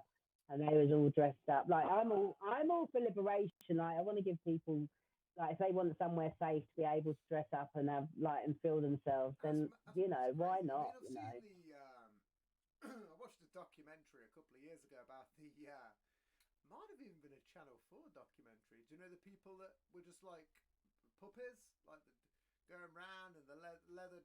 I don't know the. Yeah. Furries, whatever you want to call it, yeah. But they were just going around all day. Yeah. Like a leather fucking dog suit, they had like a gimp suit on, but then a dog sort of gimp mask. Yeah, and the one thing that I thought about is big dog mask. That must be a great kink or whatever. But when I was looking at the weather, I was like, fuck. That dude must be hot. He must be boiling, walking along depending on which one it is. Concrete in like 25 degrees. The best is when you get the ponies. Have you seen the Yeah. ponies ponying? It's crazy. I would imagine doing that on a day like today. Fuck. Oh, you'd be cooking. Oh, I wouldn't even want to. That's what I'm saying. Oh, These people, like, oh, it's an extreme choice. Yeah, it's a because they don't crazy. take a day off. Yeah. I mean, I don't think I'd want to be on. I mean, as much as I can be submissive, I don't think I'd want to be that submissive where I'd be In pulling leather, around a horse in and cart 28 degrees. in leather. No chance. Even when you're indoors. No. Actually, a couple of years ago, it was a really hot day, and I had to. Well, I didn't have to, but my submissive was here, and we was going to the club up the road, and it was really hot, and I was like, I'm going to wear my PVC because everyone was going to be in PVC. And when we got there, we was stayed for about an hour, and I was like, "We've got to go home, darling." I Melting. just can't. Oh I was my like, I just God. can't.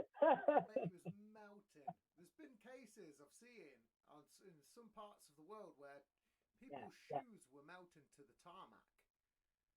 Like there was a place in London where they built this building. Oh, no, it's that was, crazy, isn't it? they built. I think it was in like 2012 or something like that. And when after they built it, they realised they made a huge flaw in which they built a reflective, like mirrored side right with the sun facing onto it, and then it would beam down onto the concrete block, like tarmac, and it made it 20 degrees, 30 degrees hotter.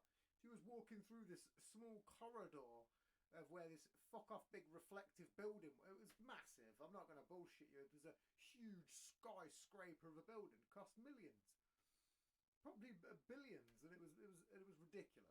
And they had to change it because they put this huge, massive mirror essentially on it. I mean, that's just moronic.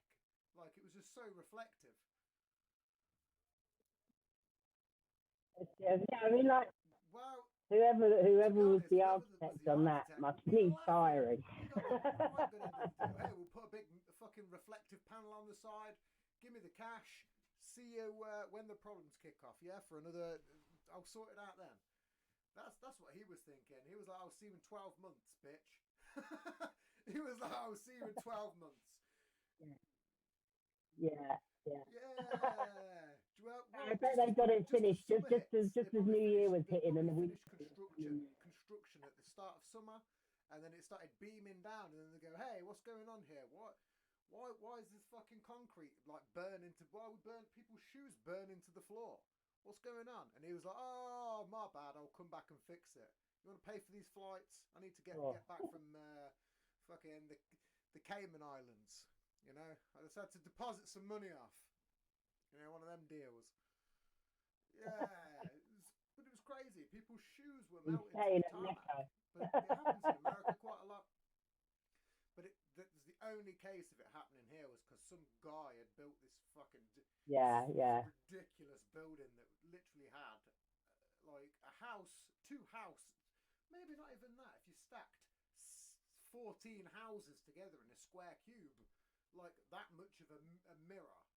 It was just all super reflective glass, and it was curved, so it weren't even flat. It was a curved building, so it just went straight down. It was like putting a might as well build a giant magnifying glass and just put that on the top of a building. It's the same principle. Like, fucked up, man. Yeah. Crazy, isn't it? I mean, the weather, to be fair, is all messed up at the moment, isn't it? I mean, you see all the floods. Portobello Road flooded the other day. Huh. Yeah, really badly. It was like 4 foot deep in water. A lot of rural flooding, but I didn't know there's not much in London. That's crazy.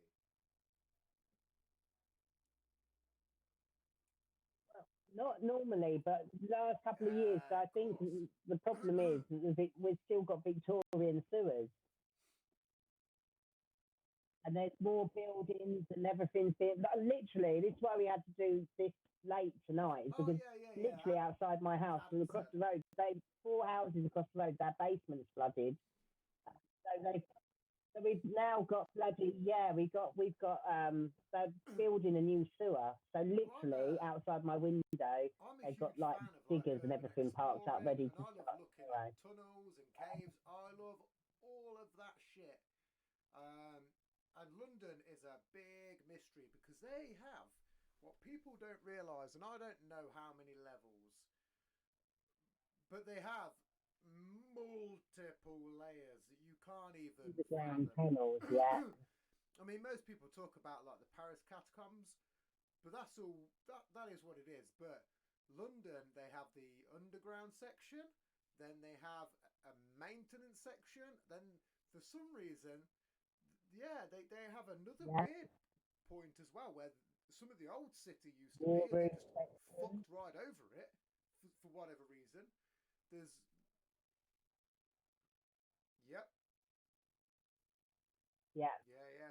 And then they've got the underground canals. There's like an underground river that runs from Buckingham Palace to Tower Hill. And then also there's the Roman Bath, which was you've been there. It's really good, yeah. I love it. I love the underground. I'm a huge fan of it. I'd like to go exploring one day, but I can't do that now because well, I can because even though I've just said it, they're never going to find me. I'll be just dressed in black like a ninja, trying to fucking crawl my way along the ceiling rather than on the floor. Because why wouldn't you try that? Someone's got to fucking try it. You've got to avoid them trains somehow. But I'm a huge fan of of that kind of stuff. It's always been deeply fascinated by it because you just don't know what's there. And there is a big subterranean lake under London as well. It's massive. There's also under London. There's a huge. Some urban explorers did this video under London, and they come across this huge boring drill machine. So obviously, how they make the tunnels is it's like a huge boring drill, and they'd found one that had been left for like 30 years or whatever it was, but they just couldn't because they couldn't get it out. Yeah. They can't get it out because it was just too big, so it was just left underground. But it was just the size of it. When you put a person out, it's just preposterous. Yeah. And you go, yeah, I'd imagine. Yeah, I'd imagine so. I suppose it's like the ones they use for the Eurotunnel as well. But preposterous sizes, but when you think that they can't get it out, what the fuck, man? That's going to be left till the end of time. And when you think about that, you go, wow, what else is under there? But it's, there's tons of train stations that were bomb shelters and World War II bunkers, and London always fascinates me. Just tunnels do. I love tunnels. I should go live underground. To be honest, to be like a little borrower, little cave. Yeah. I'm 5'7". I'm pretty good. I'm not that tall. I'm 5'7". Bit big to be a borrower. Top end of it, but I'm not going to say I'm 5'8" because I'm not 5'8". Okay. That's just chatting bullshit. That is. It's like it's people that go, yeah, I'm almost 6 foot, but then sorry, they go, oh, I'm 6 foot, but they're not 6 foot. Sorry. Yeah, I'm 6 foot tall, but you're like about 3 inches shy. It's yeah. I round down. It's easier because then you get a better surprise, don't you? Get what's expected, and anything more than that is better. So going way off topic. That's how the show works. You're lucky because it was delving just slightly into conspiracy theories. Then it's close. I was trying to. Are you a fan of any conspiracies?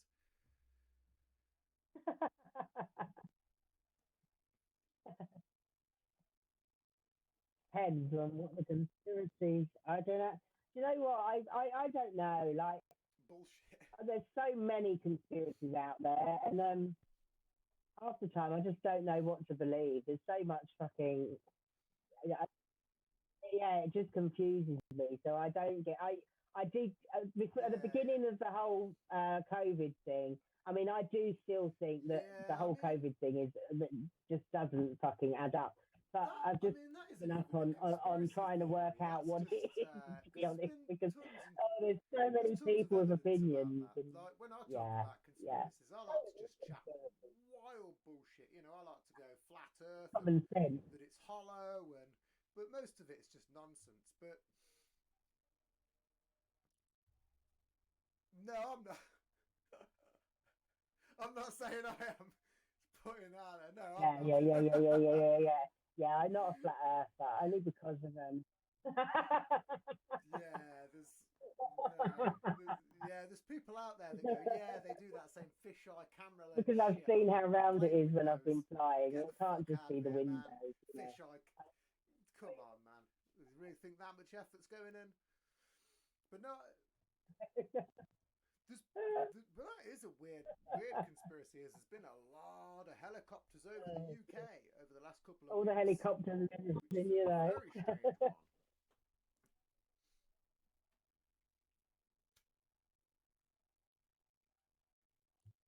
Yeah. Well, I think there's been a lot. I don't know. I think since, well, here in Battersea, I mean, we've got a helipad, so I quite often have them anyway. But Yeah. I know during this whole COVID thing, there's been a lot more helicopters.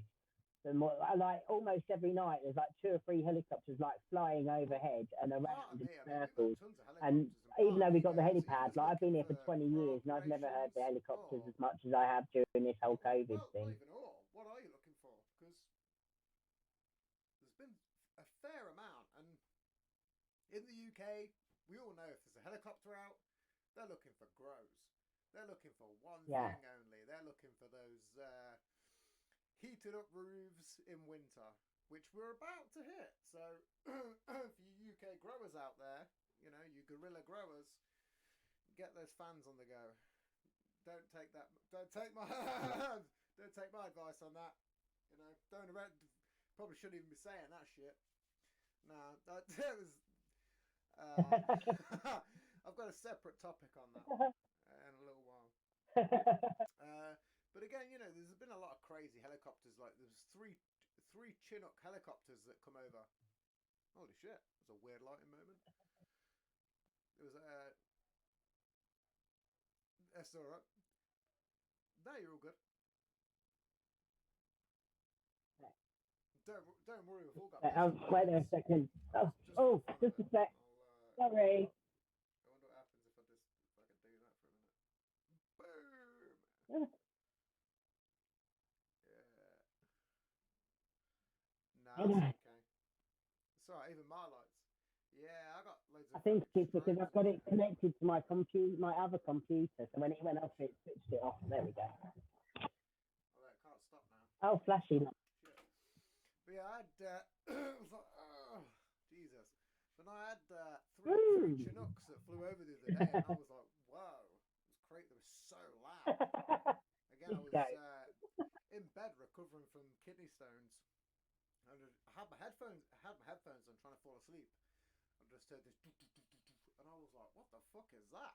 I mean, my headphones were on, I was lying down, and I was like, Jesus, that is so loud, and it come right over the house. So I was like, fuck. But it was when all vibrated through the whole pretty much half of the street, because they just come in a configuration. They just come in a, you know, boom in a set of 3, but it just reverberated through the world. Like fucking, it was crazy, so crazy. But let's get off the conspiracies, because I don't even want to. That'll be for another show. We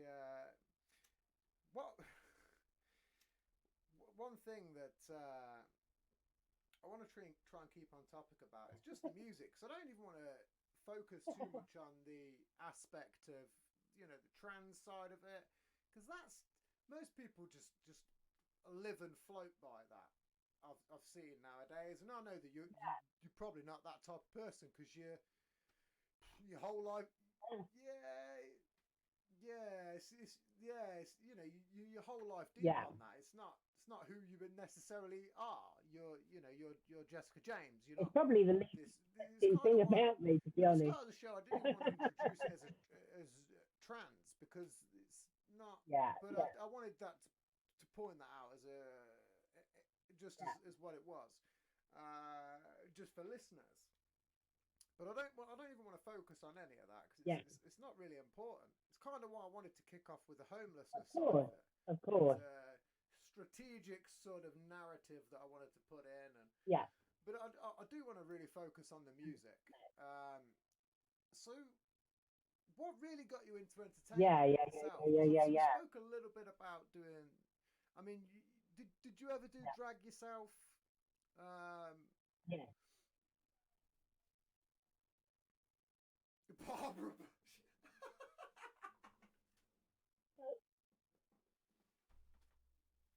I mean, I used to go under the stage name of Barbara Bush, and I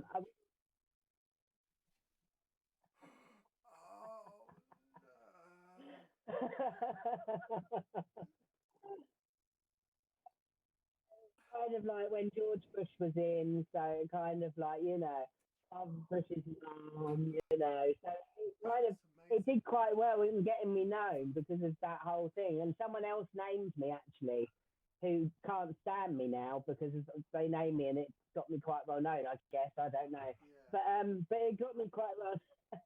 And I was working kind of as a drag queen, but then again, as I was saying, like it was kind of like the drag queens didn't really want me on the circuit because they thought that I was just a cis woman who was coming in and dressing up and trying to take their stage time. I guess I don't know, but yeah. So then I did a couple of shows though at like Pride events, and I did some big festivals, and I got into the studio and I started to actually do more than just talking on the songs and actually singing. I just always been an entertainer naturally. I think. An entertainer. That's one thing I will say. But that's kind of what I mean. Again, I didn't want to get into the trans thing with it.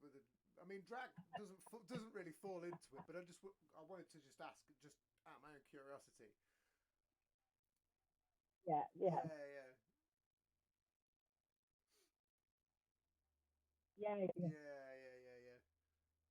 That was so funny, man, Barbara Bush. Yeah. I mean, I did when I first came to London before I knew what trans was. I used to class myself as a drag queen. I used to put Barbara Bush, drag queen of London, blah blah blah.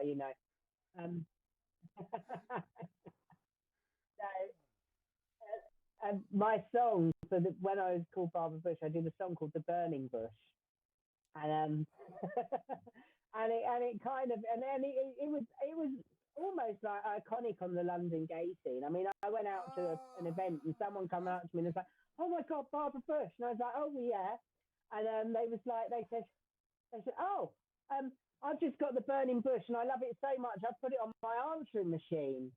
And I was like, "Oh, that was really great. And also, this is really cool. So there's another trans woman. She's amazing. She's really, really famous in Holland.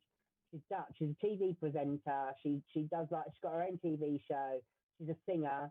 She's amazing. And I kind of fell upon watching her stuff. And then she contacted me and she said, "Oh my God, Jessica James." She said, "Are you Barbara Bush?" And I was like, "Yeah." And she's like, "You're my icon." And she said, "Ever since I was 14, I used to look up at your music and I really enjoyed watching your stuff." And I was like, wow, because she's like really, really fabulous. And I'm an icon to her. So that was lovely. And she left me a voice note and she's like, "Hello, Jessica." She said, "Oh, I'm so glad I found you. I was looking everywhere. I was thinking, where is my bitch with the burning bush?" She was like, "I thought you'd stop singing, but I'm so glad." And now I've got Adam to thank for that because after, like, when she died, George Bush's mum, Barbara Bush, when she died, I thought, well, the Bushes are out of the White House. It was a bit of a novelty. It was a bit of fun. It was a bit of a joke. But actually, if I want to take myself seriously, like, that was a stage name. I need to come up with something a bit more professional. And I always felt like a Jessica. So I just changed my name by default, how I wanted it to be anyway. And then kind of reinventing myself. And then Adam said, "Well, why don't we do an album called The Barbara Bush Era, and we can put all the songs that you did on." This is what I was talking to Adam about, because again, and then all your people will contact you because they'll look for Barbara Bush and it'll come up with Jessica James and all your new music. So get to know that's the how person. that's how There's no she point found having me a as well. podcast So or a conversation if you're not going to yeah, know the person. You can do some research, and again, this is my notes. It's this singular A4, not even A4, sorry. It was, yeah. In fact, it probably is the size of CD case, but it's lined and it's double sided. There's just brief little bits that I'll just scroll out, and occasionally I'll. This has been the only time where I've the put in size some of a sort of CD structure, case. and even then I've not followed it because I don't like to follow a standard format. And and I've said this to numerous people. If you do a podcast, I don't like to do a script. I just like to get a couple of notes and just let it flow, because this is what people like to hear. They don't like to hear a fucking script. So They've naturally, heard yeah, that since exactly. the dawn of the cinema age. Yeah, that's what I'm saying. You know, you ever done any cabaret? Yeah. Naturally. I'm going to script now. Go to the theatre. Yeah, yeah, I did. I've been in a couple of big plays actually. Well, I say big, they're not huge, but I worked at the Young Vic in a play called See Me Now, which was actually Say about the being a film again? dominatrix, and I played some historical characters. I've So I not played seen that, Nell no. Gwyn, who was King Charles's mistress. I played Cynthia Payne. Have you heard of Cynthia Payne? Have you seen a film called Personal Services with Julie Walters? Personal Services? You need to see it. So basically, it's about a madam. Julie Walters plays this madam who was called Cynthia Payne, and she was like the biggest brothel owner in London in the 80s. When she got arrested, they went to prison. They released the film as publicity, and basically, so I played her. And in the play, we had loads of famous people come to watch it. Richard, I think his name's, I can't remember his surname. He was in Game of Thrones, very handsome. I gave him a lap dance. Yes, Richard Madden. I gave him a lap dance in the show, dressed as Cynthia Payne. Wow. And Mark Rylance was in the audience, and we came back out. And Mark Rylance come up to me, he went, "Darling," and I said, "Yeah." He said, "You played Cynthia Payne and Nell Gwyn on point," and I was like, "Oh, thanks, Star." So that was nice. And we had what's her name from X Files, Gillian Anderson was there as well. So that got like 5-star reviews, and that was really good. And then just before the lockdown, I was at Latitude Festival with a play. It was just a script. We were reading through a script that we'd written. We'd all got together and written a script called When We Begin, and it was basically about different trans people from journeys and stuff. And we didn't get to finish it, obviously, because of the whole COVID thing. But even though it was just a script, we won a Tony Award in the Soho Theatre.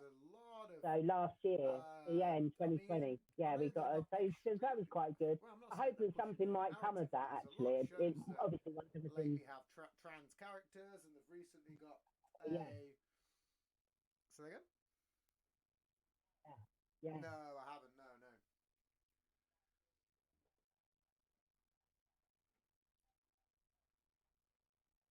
Yeah. Yeah. You've seen Pose? I mean, even then, I like to look into. Have you seen Pose on Netflix? Recently, an animation that's come on. That's really good, and that's a lot about trans and LGBT and the AIDS epidemic from the 80s and. Force. I don't know. Very good. But I'm a big fan of animation. But I've yet to see it. I noticed like RuPaul did his animation thing as well, which was I've yet to see. I think that's something drag something. But there's been, I think that with the fuck, what happened there? Lights are flashing. It's bizarre. Holy shit.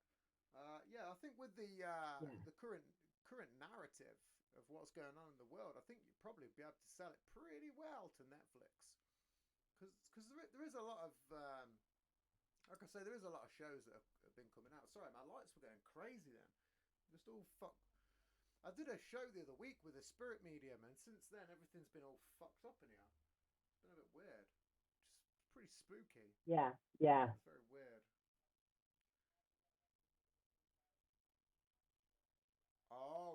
shit. Yeah, Okay, that's now. right. Okay, you've got me drawn in now. Exorcisms. Jesus. Right, go on. Tell the story. Uh, well, I had to get an exorcism at Pete Burns' mansion once, so that was quite an interesting one.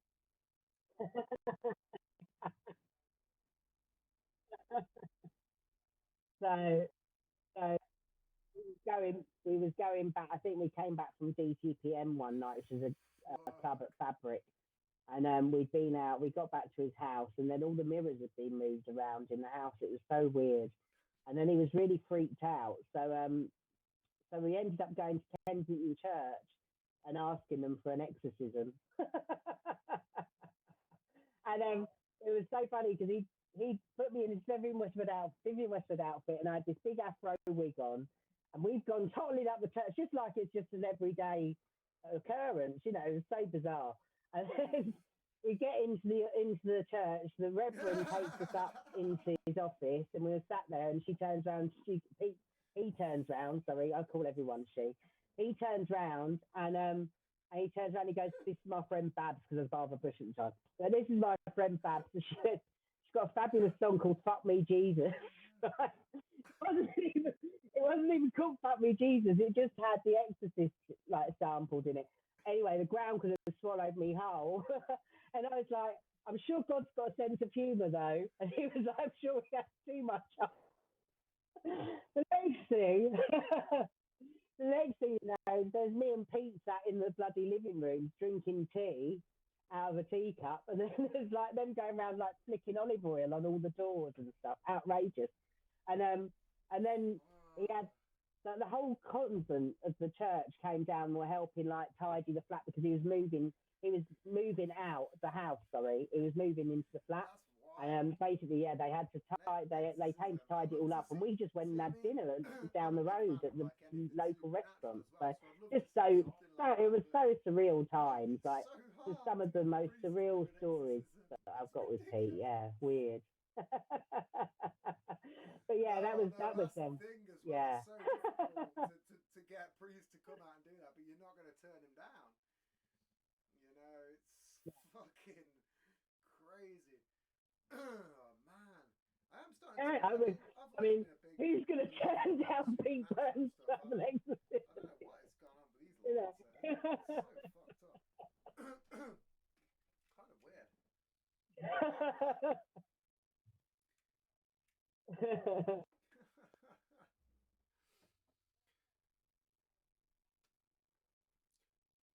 No, it's okay. So, your new EP release is it a dedication to Pete Burns? Oh, sure. Come on.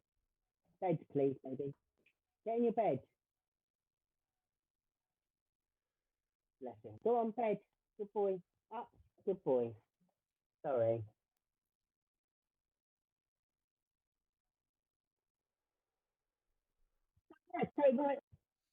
Yeah, so the latest one is a dedication to Pete Burns, which is it's a tribute to Pete Burns. It's called, and it is available for now. You can pre-order it on Apple Music and most of the download stores. You can pre-order it, and you can stream Sex Drive at the moment on there, which is one of the tracks.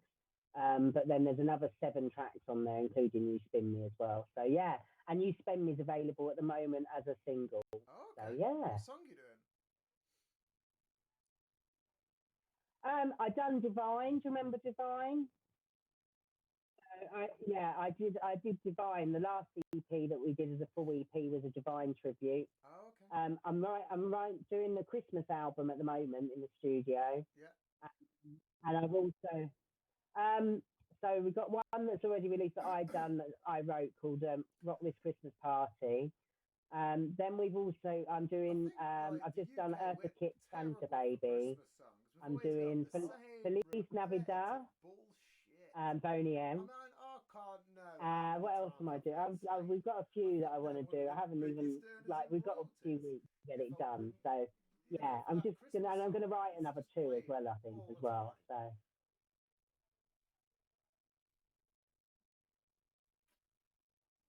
Oh yeah. Yeah. Oh,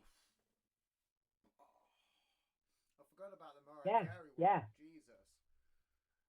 Yeah, There's yeah. been a few. But that's the on here thing. which If you, I mean, really, I'm going to write a couple select because the thing is, if Christmas you can get yourself a Christmas years number ago. one It's fucking that gets crazy. played every year, That's everywhere, you're really, on a winner. I mean, look, Mariah Carey buys like 10 houses every yeah. year. Oh yeah. He's making a comeback, Peter Kay.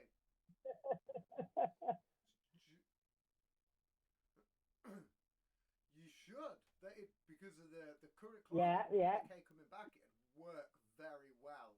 It would And fit very, Geraldine. very well. Peter I Kay mean, is I was a Geraldine. huge fan of Peter Kay. I'm a big fan of comedy, but UK comedy is Yeah, he is, isn't he? He is. hit and I miss. might I'm a bigger actually fan do of American Geraldine's comedy. Christmas song. I'm not saying I'm not a fan of UK comedy, but when I was growing up, Peter Yeah, Kay was one of my favourite. yeah. He almost broke comedy for me, you know. And there was just, as a child growing up, it was wild, you know. Yeah. Just to be able to laugh at his bullshit, because I wasn't really introduced Yeah, to the yeah. American scene at that point.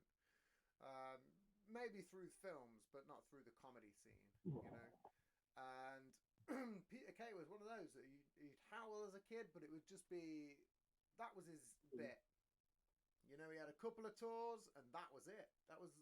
And there was nothing else. There was more tribute acts to him that continued going on, apparently, that he actually loves and whatever. Yeah. But recently I've seen that he come back, and I don't think it was meant to have been out yet, but someone had snuck a camera in. Yeah. And unfortunately, I had to watch it because I was just scrolling through YouTube, and I was like, Peter Kay 2021. I've got to listen to this. And he was killing it. He was killing it the way he was before.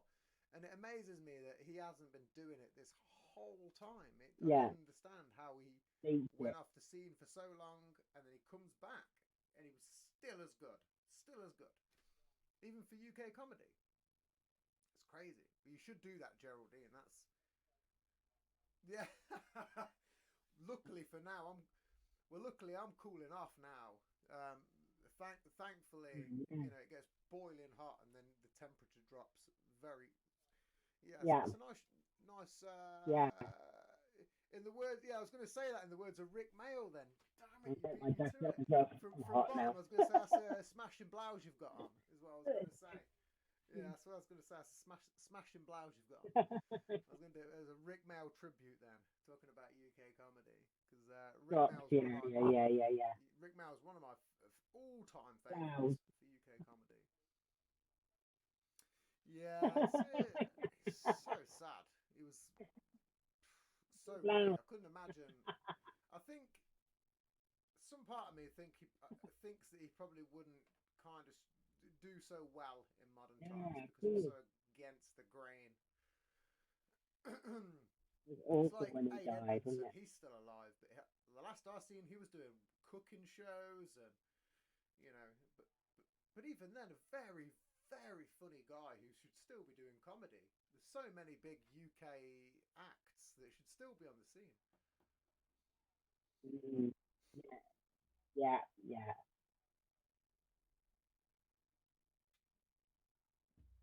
Yeah, we should. I mean, if we're Yeah. all the time, how are we ever going to progress? You know, if we're so focused on the negatives, how's it ever going to become a positive?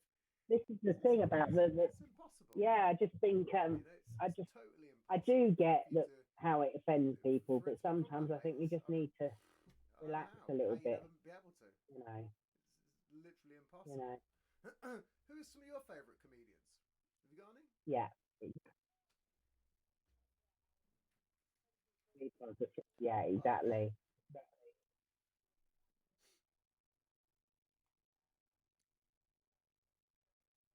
Do you like Gimme Gimme Gimme?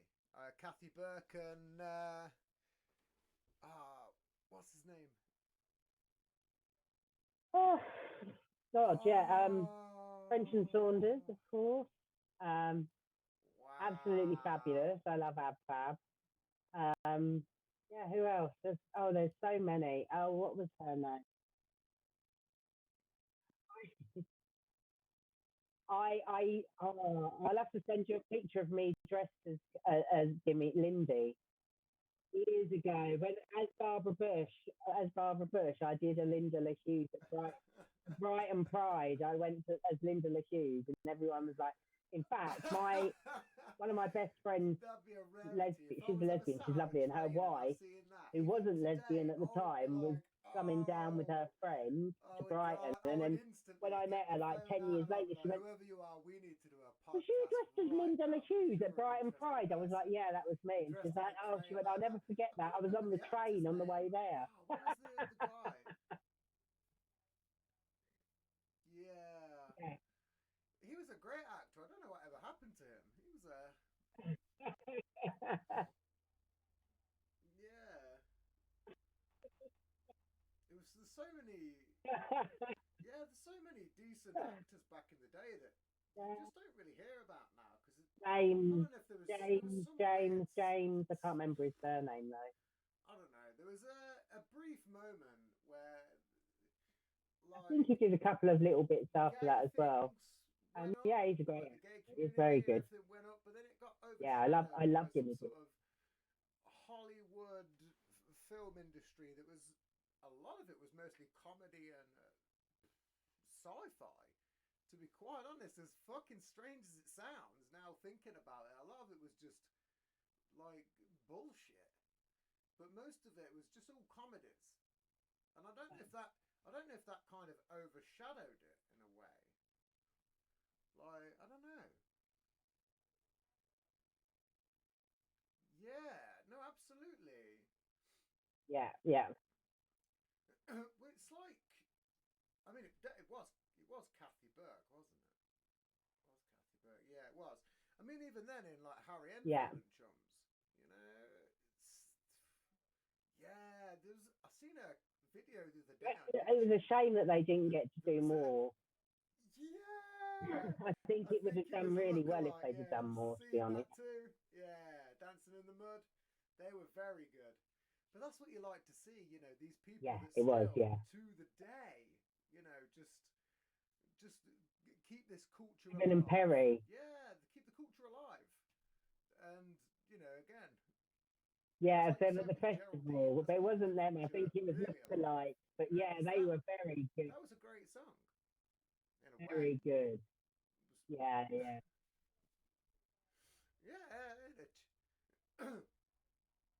Yeah. Inspiring. Oh. Yeah, exactly.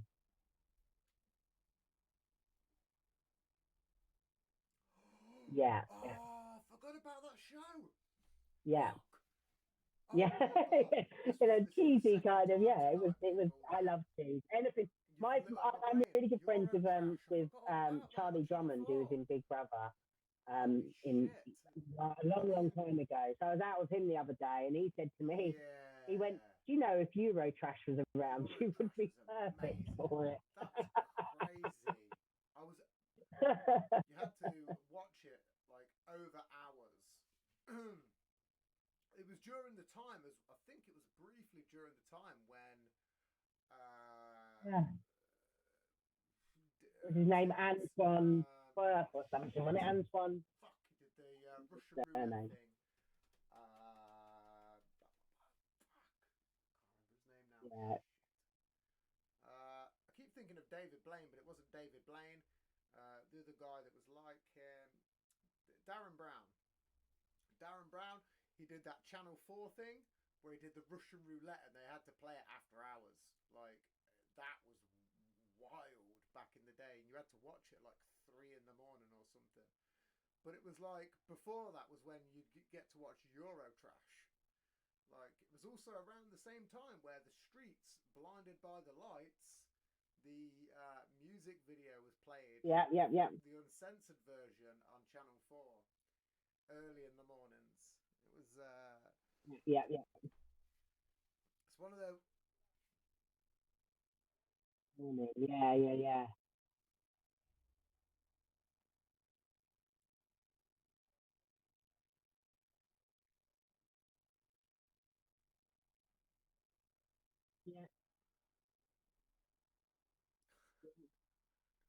Prisoner Cell. I know what the Prisoner Cell got hate. That's crazy. I used to love If when I used to come back. This isn't comedy, but when I used to come back from like if you working then in the kept nightclubs, going I as get back well, at like it'd go 4 or 5 o'clock in the to morning, that and show where every it's Fort Boyard. Saturday there would be like Sons Like and Daughters on if you Channel kept 5, like going this Australian program, like through the and then night, after then that you'd it'd end be up Prisoner watching Cell some Block bullshit H. people early hours of the morning competing on some fucking ridiculous French English like Prison Island. It was like Yeah, it was like my hangover some cure. That tigers was. and shit. It's crazy.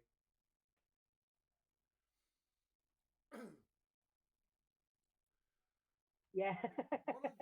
One of the things that I used to watch when I used to have these weird come downs was I used to not even when I was coming down was we used to watch the shopping channel.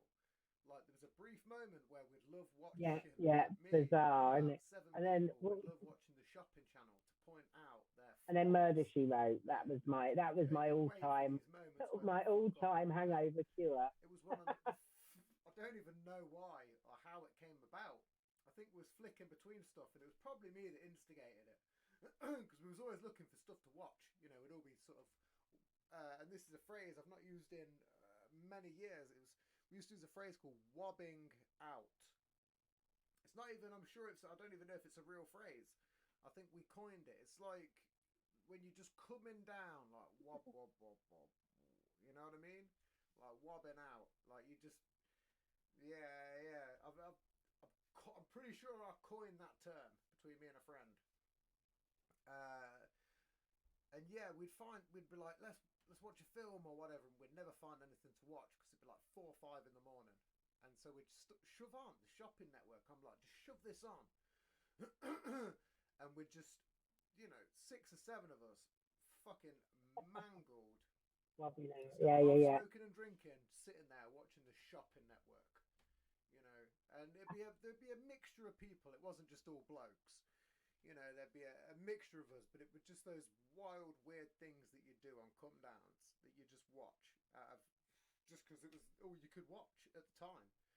And it was like the QVC shopping network. And it's like, let's watch this. Let's see what they've got next. It's so bizarre how when you're in a certain frame of mind, you can and want to anticipate what's next. You're like, oh man, they've got some earrings now. Oh shit, they're bringing a clock. Fuck, look at that clock, boys. Yeah, it was like again these weird things you do when you're just in the zone, just in the zone. And these segues keep rolling. We can continue if you want. Most people tap out by this point. They've Yeah. Oh, still continuing. Fair play. Like the generation game. Some people, the longest the show's gone is 4 hours.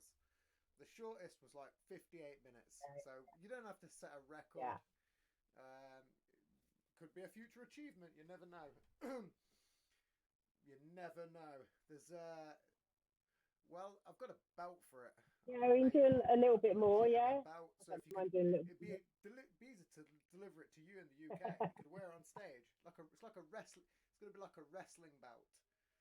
Yeah, like a legit.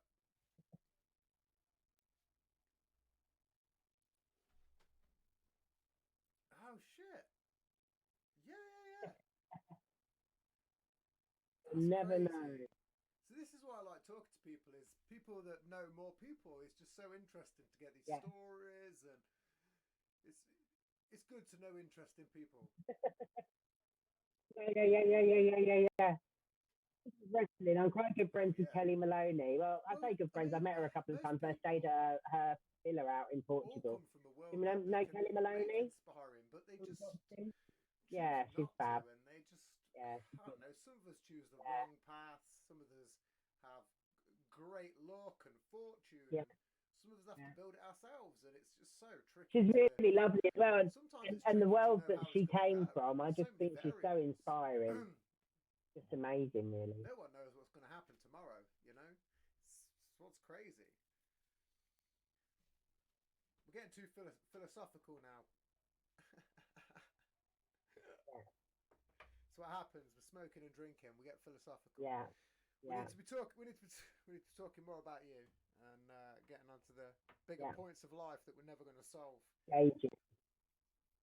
It's like the conspiracy side of things. Yeah. I don't want to get into that. Let's talk about your dog. What breed of dog is that? Because This is it. This is it. oh, okay. Because I've seen it was a staff, but Yeah. I couldn't quite figure it out. I was trying to sit here. I've been sitting here trying to work it out for a while. Easy. Yeah. Oh, I'm again a big fan of dogs. Wow, fucking big girl. So he She didn't look the that big staff on the cross back. of a ridgeback. She didn't. I thought you said she was a girl. Yeah. But Yeah. that might be where we keep getting things tied. Because a minute ago you said you keep calling people she, Come here. and I'm Come on. pretty sure that's what you just said. Come up. That's I was gonna say. Normally I'm pretty on the Hey, ball with baby. it. That's why I was like, wait, what? Yeah, it is a boy. Yeah. Yeah, it's a big boy. He's a boy. Keep it on the ball level there. No, Confused. Marshall. Before we just completely confuse and tsunami that. Oh yeah, I was calling. Yeah, I call everyone. I used to have I call everyone girl. Probably. I probably said come. Probably. border collie, I call everyone girl or French she. bull mastiff that me and a friend owned that was extremely cool. Her name was Good boy. Myra. Beautiful dog. It was kind of more his dog, but when he moved in, you know, you always learn to love a dog, man. So I always, Yeah. Hey, baby. Lay down, please. So You lay down. can't class it as half your dog when it's lived under your roof. Lay down. You know, and you're still paid. You know, there's a bonding and all that shit. But again, her name was. Yeah. Called her Myra after. I think his mum. I think mum's name was Myra, but I think he named after Myra Hindley as well. The. You know. Yeah. Dog, you know, just putting that out there. Here's on that topic, and I don't think that I've mentioned Yeah. is again I haven't met many interesting people. Yeah. Not through myself, but I've met interesting people through interesting people. And my dad was one of the UK's leading manufacturers of gym equipment. So he met a lot of strange people, like a lot of bodybuilders. Do you remember Gladiators? Yeah. Yeah, he did a lot of gym equipment for them. So I got to meet like Rhino when Rhino put up his own gym at one point, and my dad done some stuff for him. He also done some stuff. Strangely enough, what was the name now? The Welsh singer. Right. Can't remember her name now. No, but I'm a big fan of Bonnie Tyler. Yeah. Mentioned her a few times. I thought she's Scottish. You sure? I'm pretty sure she's Scottish. Is she really? You're gonna have to fact check this because I've previously said on the show that she's Scottish because she's one of my favourite artists.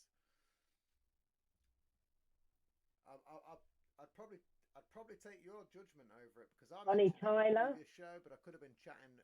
But I was thought one of my previous guests is from.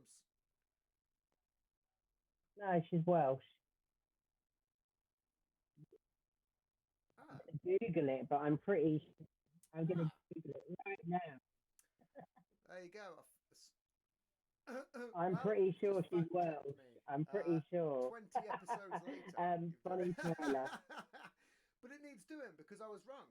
I was talking to a previous guest who's from Bonnie Scotland. Tyler's a Welsh singer who's known for a distinctive husky voice. Tyler came prominent with the release of her 1977 album, The World Starts Tonight.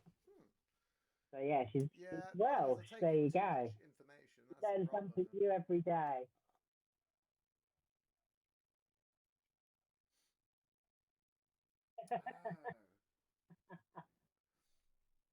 Yeah.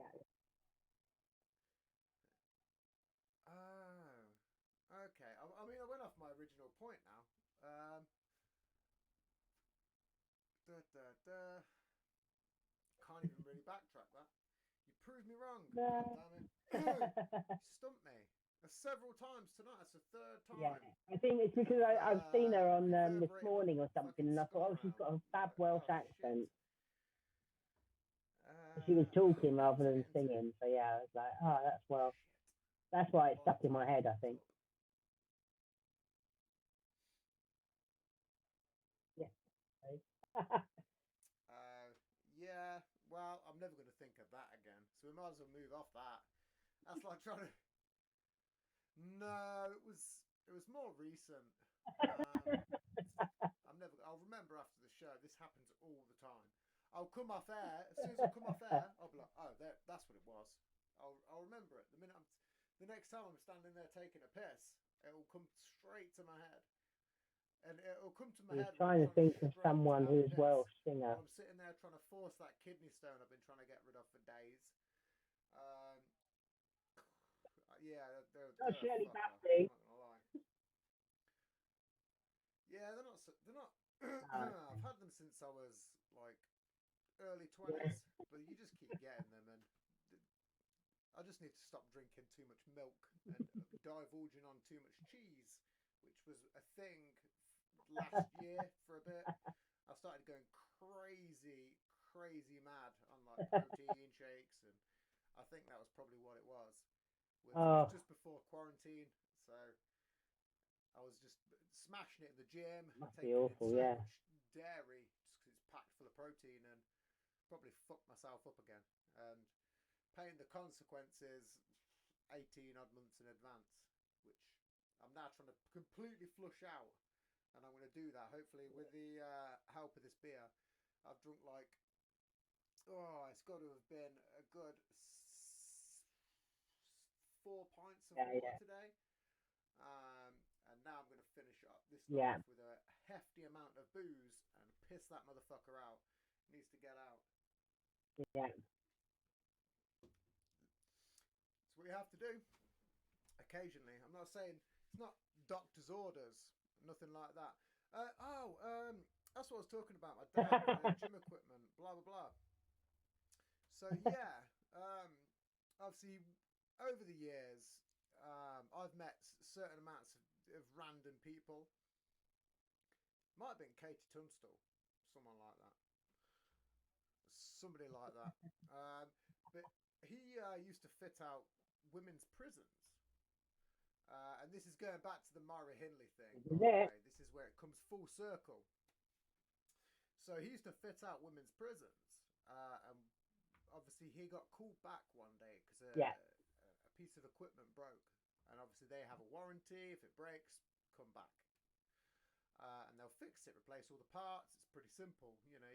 Most of it's just a steel frame. You're only replacing cables, pulleys, you know, just the occasional screw, bolt, whatever. And he was sitting there doing this bit of kit. And he was talking to this, you know, quaint old woman for probably about 40 minutes. And as time's gone on, he was talking and blah, blah, blah. And then as he's left, you know, he's left, and obviously the screw was like, do you know who that was? And my dad was like, no, I never really come up with a conversation. And it was Rose West. Which was but imagine that being in a conversation with somebody for 20-30 minutes. I mean, again, you're not necessarily talking, sometimes you can talk to people and names don't even come up. You don't necessarily go, because if someone just says, what are you doing, you just go and talk from there. You don't go, hey, what's your name? But talking to one of the most infamous, prolific killers, female murderers of all time. No, she was. Oh, did she? Really? Yeah. I didn't know that. Oh shit! Yeah. No, exactly.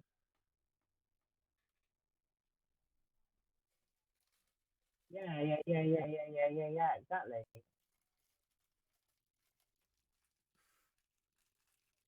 Silly. Ugh.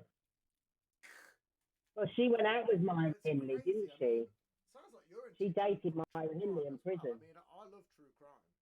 I'm a They dated each other, yeah, in prison. big fan.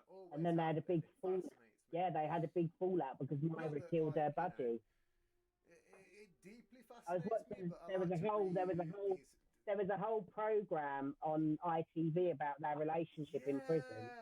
Yeah. And It's then not like she I said like to that get into the Myra mind had of these killed her people, budgie, but and occasionally I she just had like to go, the what was audacity the? to turn around. I She like went, to go, "Fancy mate. doing What that was to the an motive, animal." or what drove all this fucking carnage and Yeah, maleficent fucking yeah, carnage? yeah, It's yeah, yeah, yeah, yeah, yeah. I've always been a big fan. Always. I watch a lot of documentaries, tons of documentaries.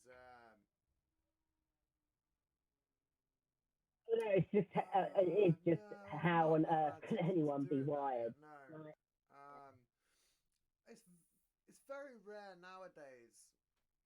Sorry, carry on. yeah,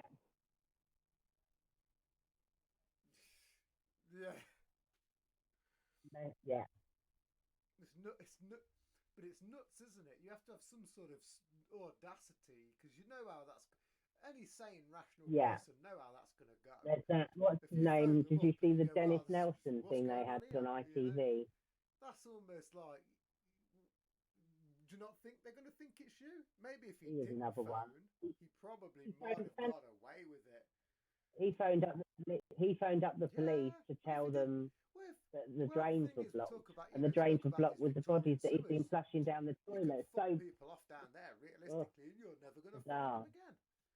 It's the same principle. There's even the town that I'm from.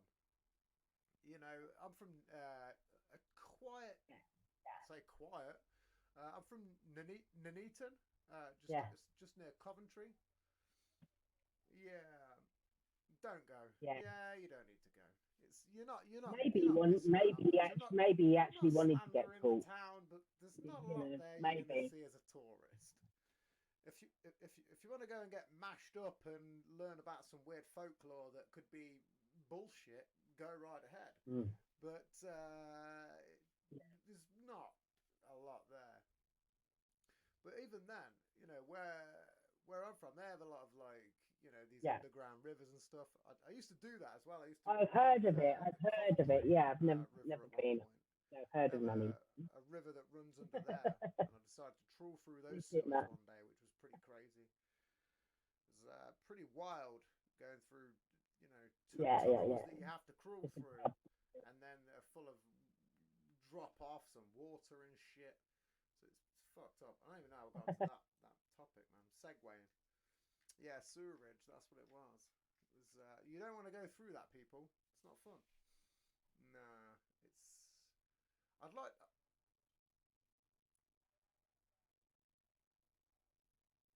Yeah, Oh, some of those are big, man. They're disgusting.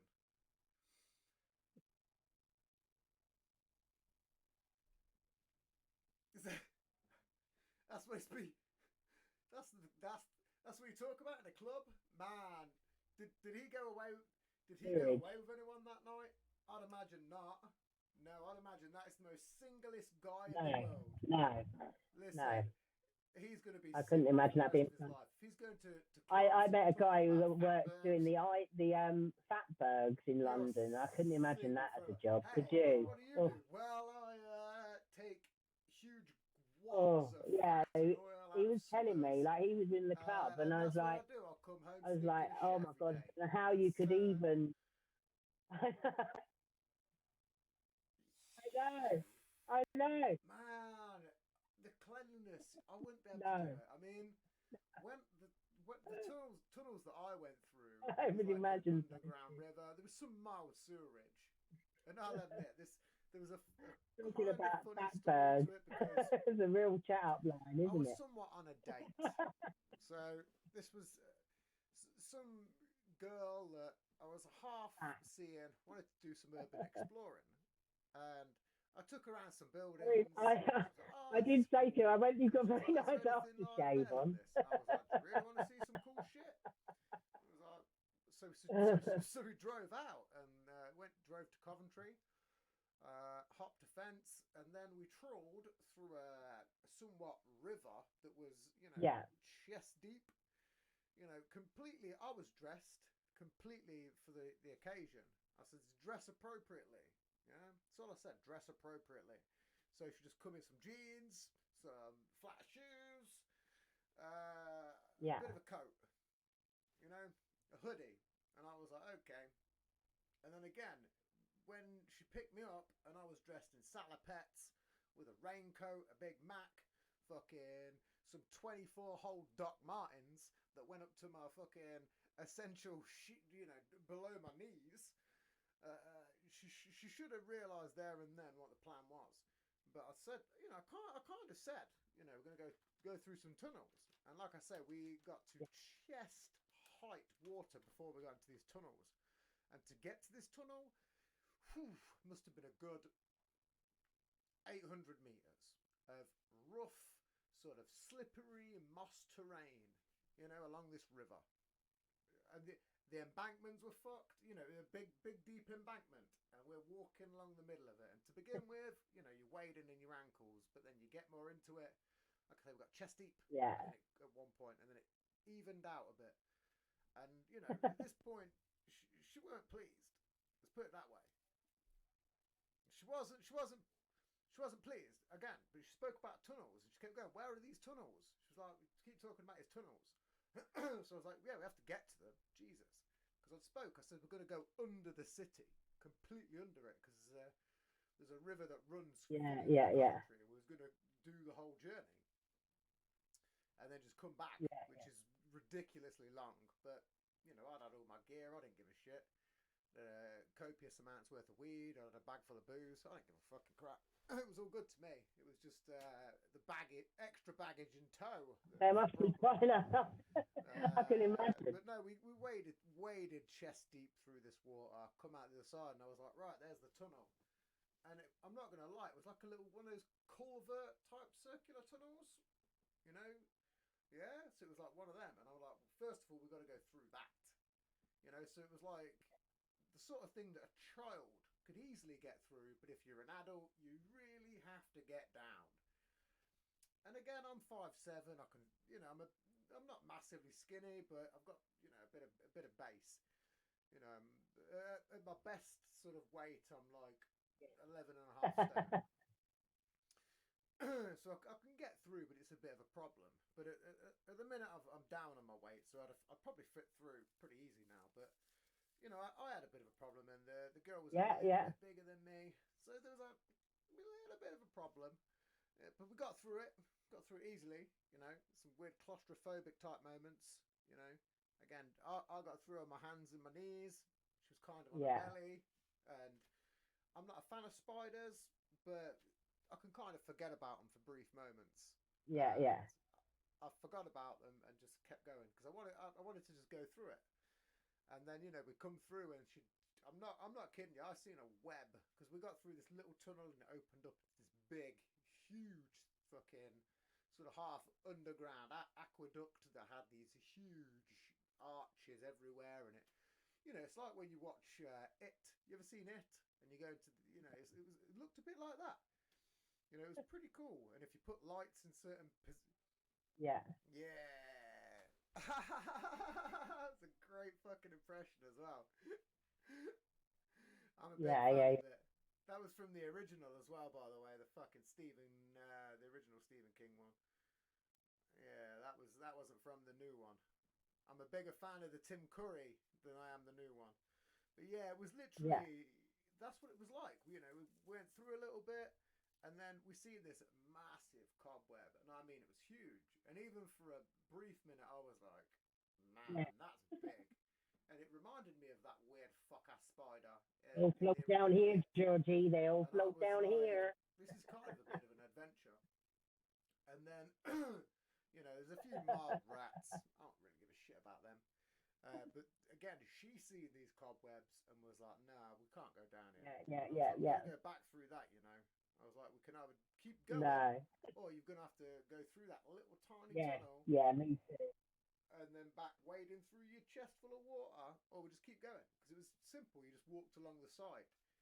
You know, there was a little brief sort of, you know, it was very, very small. You know, you sort of Indiana Jones yeah. ledge. You know, you had to keep your back to the wall kind of deal. Or you was just either walking again waist deep. And, you know, it turns out that, again, we had to turn back. So we didn't get to go through it. I'm shit scared of spiders, but it was too much for this person seeing a web that was literally, it must have been like that thick. It looked like a rope. It looked like a rope. And it was literally, it was just one singular strand that was like, there was no, do you know when you see a web? Yeah, like, you know, you see a web in a corner, it's all interlocking. This was just like a weird, big thing. And I was like, there's probably, and I did joke, I was like, there's probably beasts down here, you know. And it was like, no, I want to come back out of here. But going through this little tunnel as well, because it was under the road, there was all these weird bangs overhead. So as you're crawling through it, but like boom, boom, boom, boom, boom, and you know, shit, scary, man. I'm not gonna lie. If you get crawling through your hands and knees after these mild little moments, like a web. Again, I was thinking about turning back because even I seen that web and I was like, oof, I that's know. a bit big. But I was like, no, I'm gonna have to do it, man. I can't not. You know, say that again. Really put her mind. Listen, it's not even that. It's like you see these videos of people that do caving and stuff, and you see those really grotesque looking things that are just so vile. You know, I want to see them. You know, a moth flies at me, and I'm like, man, get out of my face, bitch. Like, you can't come near me with your yeah. Want nothing to do with you. Fucking, I've got a fear of, not a fear. I'm getting better with moths. Only because a huntsman's escape. I've got a, you know, I can't keep huntsman spiders escape. That's all it is. I've got a thing with stuff flying in my face. I just don't like it. But it was funny because recently there was 7 moths in my kitchen. In fact, there was more than 7 moths. Yeah. I did this show with a spiritual medium, and I went inside. There was quite a lot of moths in my kitchen, and I wasn't a fan of it. There was too many of them. There was all around me. There was all on the walls. I'm not saying there was hundreds. I'm not saying there was hundreds. There was probably maybe 10, less than 10. But I was like, I just walked in with my headphones on, jamming. And I turn around and I'm like, there's one there, there's one there, one there. I'm like, oh, fuck. I've got to go through this. So I got a tea towel. Being the big man I am, got a tea towel. And I was midway through talking to someone on a conversation. And I was like, listen, I'm surrounded by moths at the minute. Bear with me. And then I just went crack. But I didn't hit any moths. I hit a tea tree that was on my windowsill. So you know the trees that hold teacups? Yeah. So so I hit one of them and annihilated every single cup. Also, then in doing so, it smashed into the sink and smashed numerous amounts worth of other stuff. But it made a fantastic soundbite of me going, yeah, I'm going to get these moths. Whack. And it was just like multiple smashes. So we're gone way off topic with these stories. We're probably both storytellers. That's probably the thing. You like stories, I like stories. What's one of the wildest moments that's happened to you in your entire life?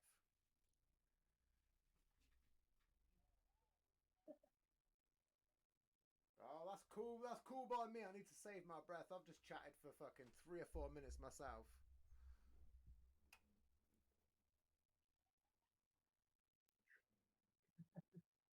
Oh, yeah, fab.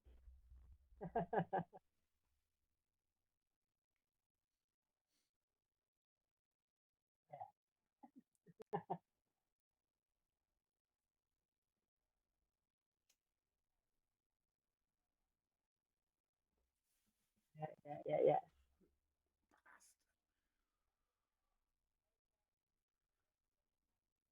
God. Oh, it's a very long story.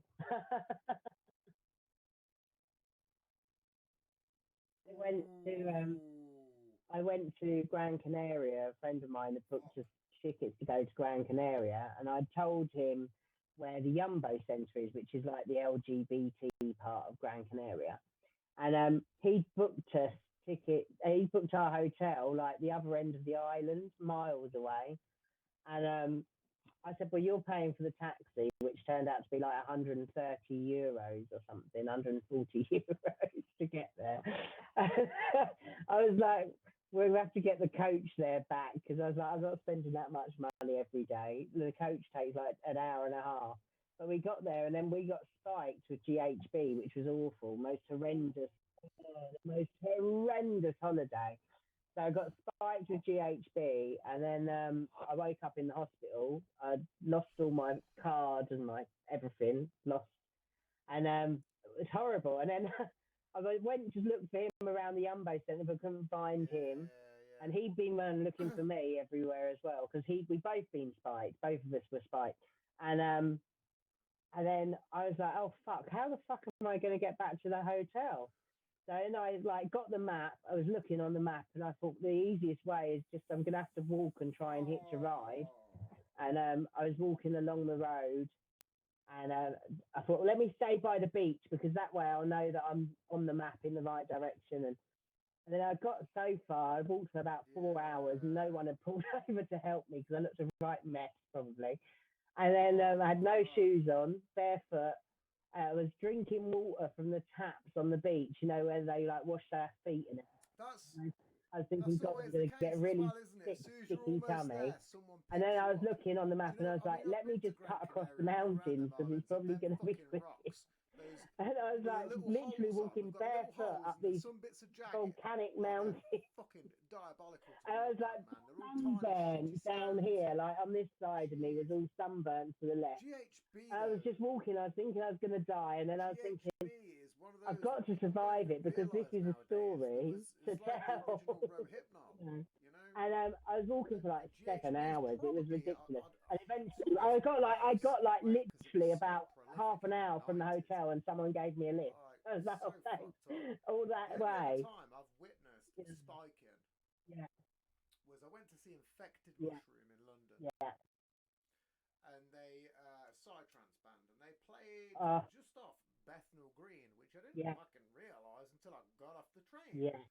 So obviously that was fun in Oh, itself. Um, barefoot so as well. obviously I got the train Yeah, down there, it got was, off. It was all cool on this one street, but then I went like a couple of streets over and went to smoke a spliff, and I was like, huh, this is getting yeah, rough. yeah, So I was like, we're gonna go back this way. Went back to the pub. It was all cool. Met some old timey legend boxer who yeah, punched me in the mouth, which was fun. That was great. It was all banter. It was all fun.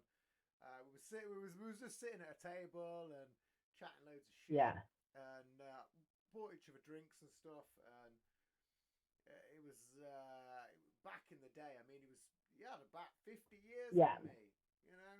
And I think he was just trying to, yeah, but he did. It was so fast. It was one of the fastest hands I've ever seen in my life. Um, which again, that started the wild evening. And I think I know what it was. I was trying to score some drugs.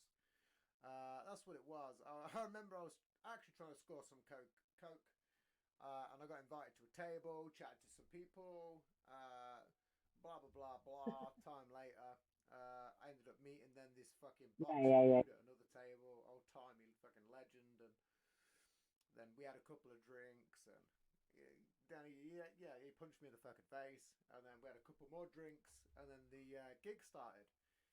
And then it was great, man. I mean, I was pretty lit by this point, you know, pretty fucking lit. But I can handle my stuff, you know. I can handle, you know. I've been doing shit since I was a kid. I don't do anything no more. Apart from smoke. I smoke and drink. That's it. I don't do nothing else apart from that. The odd psychedelics, but nothing man-made, you know, because it's just not worth it. Pills, none of that shit. Get fucked. I mean, if it comes into moderation and legalization, I might think about it. But I witnessed, was, 2 hours into the gig. A few people had collapsed. Like, and I'd only just briefly noticed it, and then there was some like guy that was like half hitting on my partner at this point, and at this point I kind of knew what was going on because I wasn't quite next to her because I was just doing my own thing, but I knew this guy kept trying to creep in. Yeah. I'd seen these several spikes, and then fucking called him out. Yeah, yeah. I said, listen, man, I know the score. I said, you do realise you're dancing with my fucking partner. And shit was going to get real in the toilet. And it was some fucking Albanian guy. I don't know if he was Albanian. He was not fucking from the UK. Could have been from anywhere, to be quite honest, in the, Eastern Europe. But the accent was what would have said it. And yeah, essentially, man, I was like, look, it's not going to fucking happen. I was like, is it you that's been fucking spiking people all night and blah, blah, blah. And again, he was like, oh, I know what you're talking about, a bit of push and shove. And I knew. I went fucking, again, I've got a door license. I knew what was going on. I ain't a fucking idiot. As much as I was still fucking around doing my own drugs and stuff like that, still had a door license, still got MVQs in it. I'm still always aware, and especially the fact that I brought someone to London that had never been there before, been super protective. So, I'd seen these and whatever. But eventually we had to flee the place because that dude then turns out was in some sort of fucking doping gang that was going around fucking people up. And next thing I got like 5 or 6 people eyeing me up all night. To the point I even had to go and talk to the bouncers and go, listen, man, I've got a door license. You need to check all your CCTV for these people, blah, blah, blah. To be honest, it probably weren't the best of moves on my point, but I was still coked up. I was running on my own fumes. Yeah. And I'd seen a couple of girls, man, and one of them dropped in front of me as well. And I watched over for fucking 10 minutes and called over female bouncers because I wanted a female bouncer to get involved rather than a male. And it was wild, but we had to get the fuck out of Dodge. Because essentially, I don't know if we fucked up somebody's, I don't know, me, my partner, whatever it was, we fucked up something.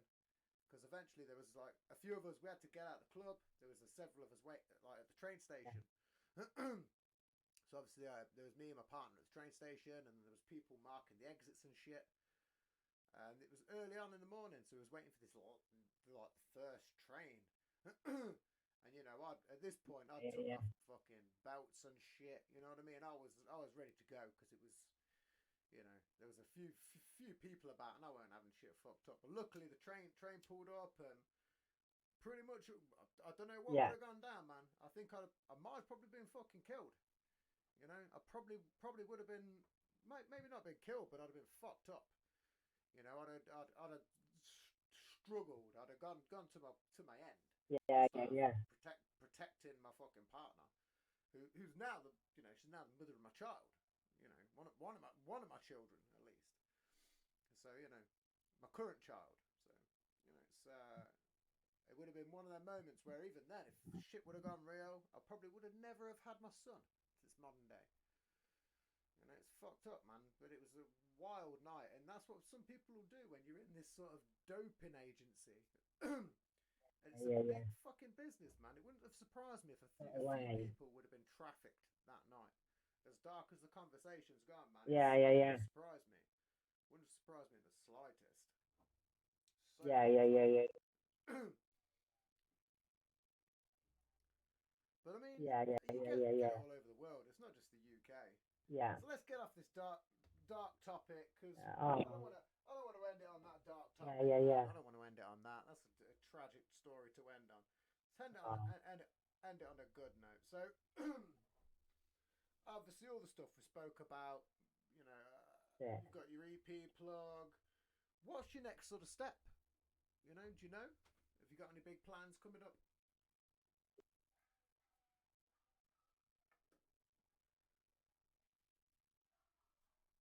Yeah. Mm. Mm.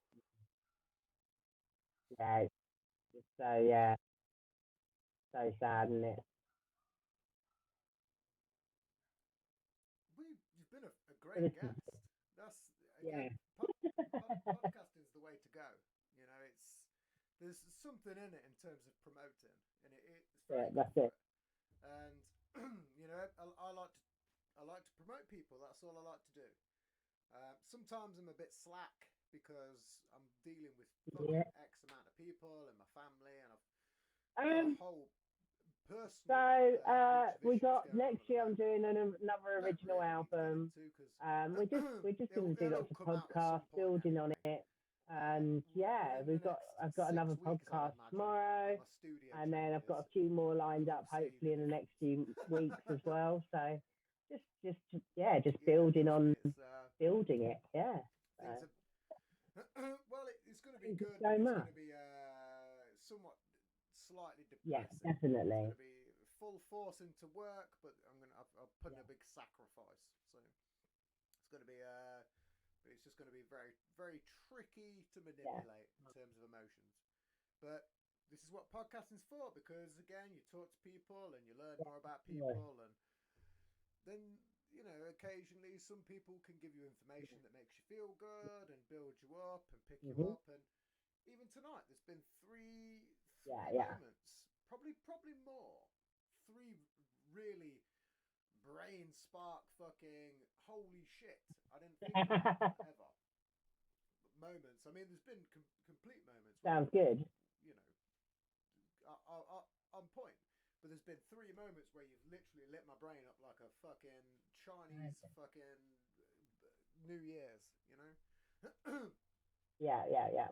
But where can people follow you? We are on 3 hours, so you've done very, very well. You've smashed it.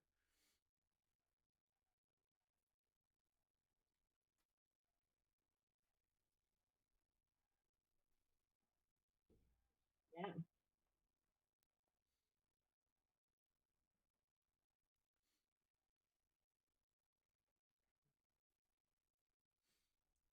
Well, and I'd highly recommend it, because this has been very fun. I would love to get you on again. Yeah. I'm going to get your friend Adam on for his own promotional reasons.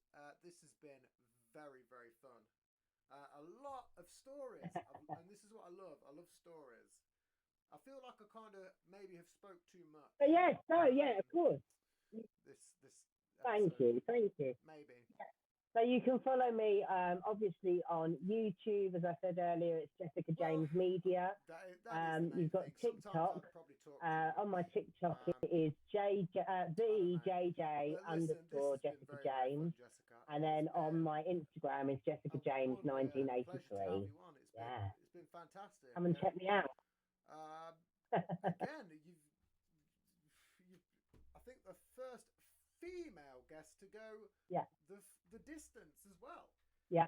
Regardless of all the trans stuff, because you are a female, and I think you've actually gone the longest. All bullshit aside, you know, if you want to get all the political correctness aside, you aren't a female. So I think you actually hold the female record at least. Like so. I've had fun. We both had fun, and that's the main thing. Maybe I don't know. It means 2 title belts. Huh. I don't know. We'll have to work it out. But listen, this has been a very fun show. This has been the Potion Podcast here with Jessica James. Take it easy, people, and catch you on the next show. Thank you very much.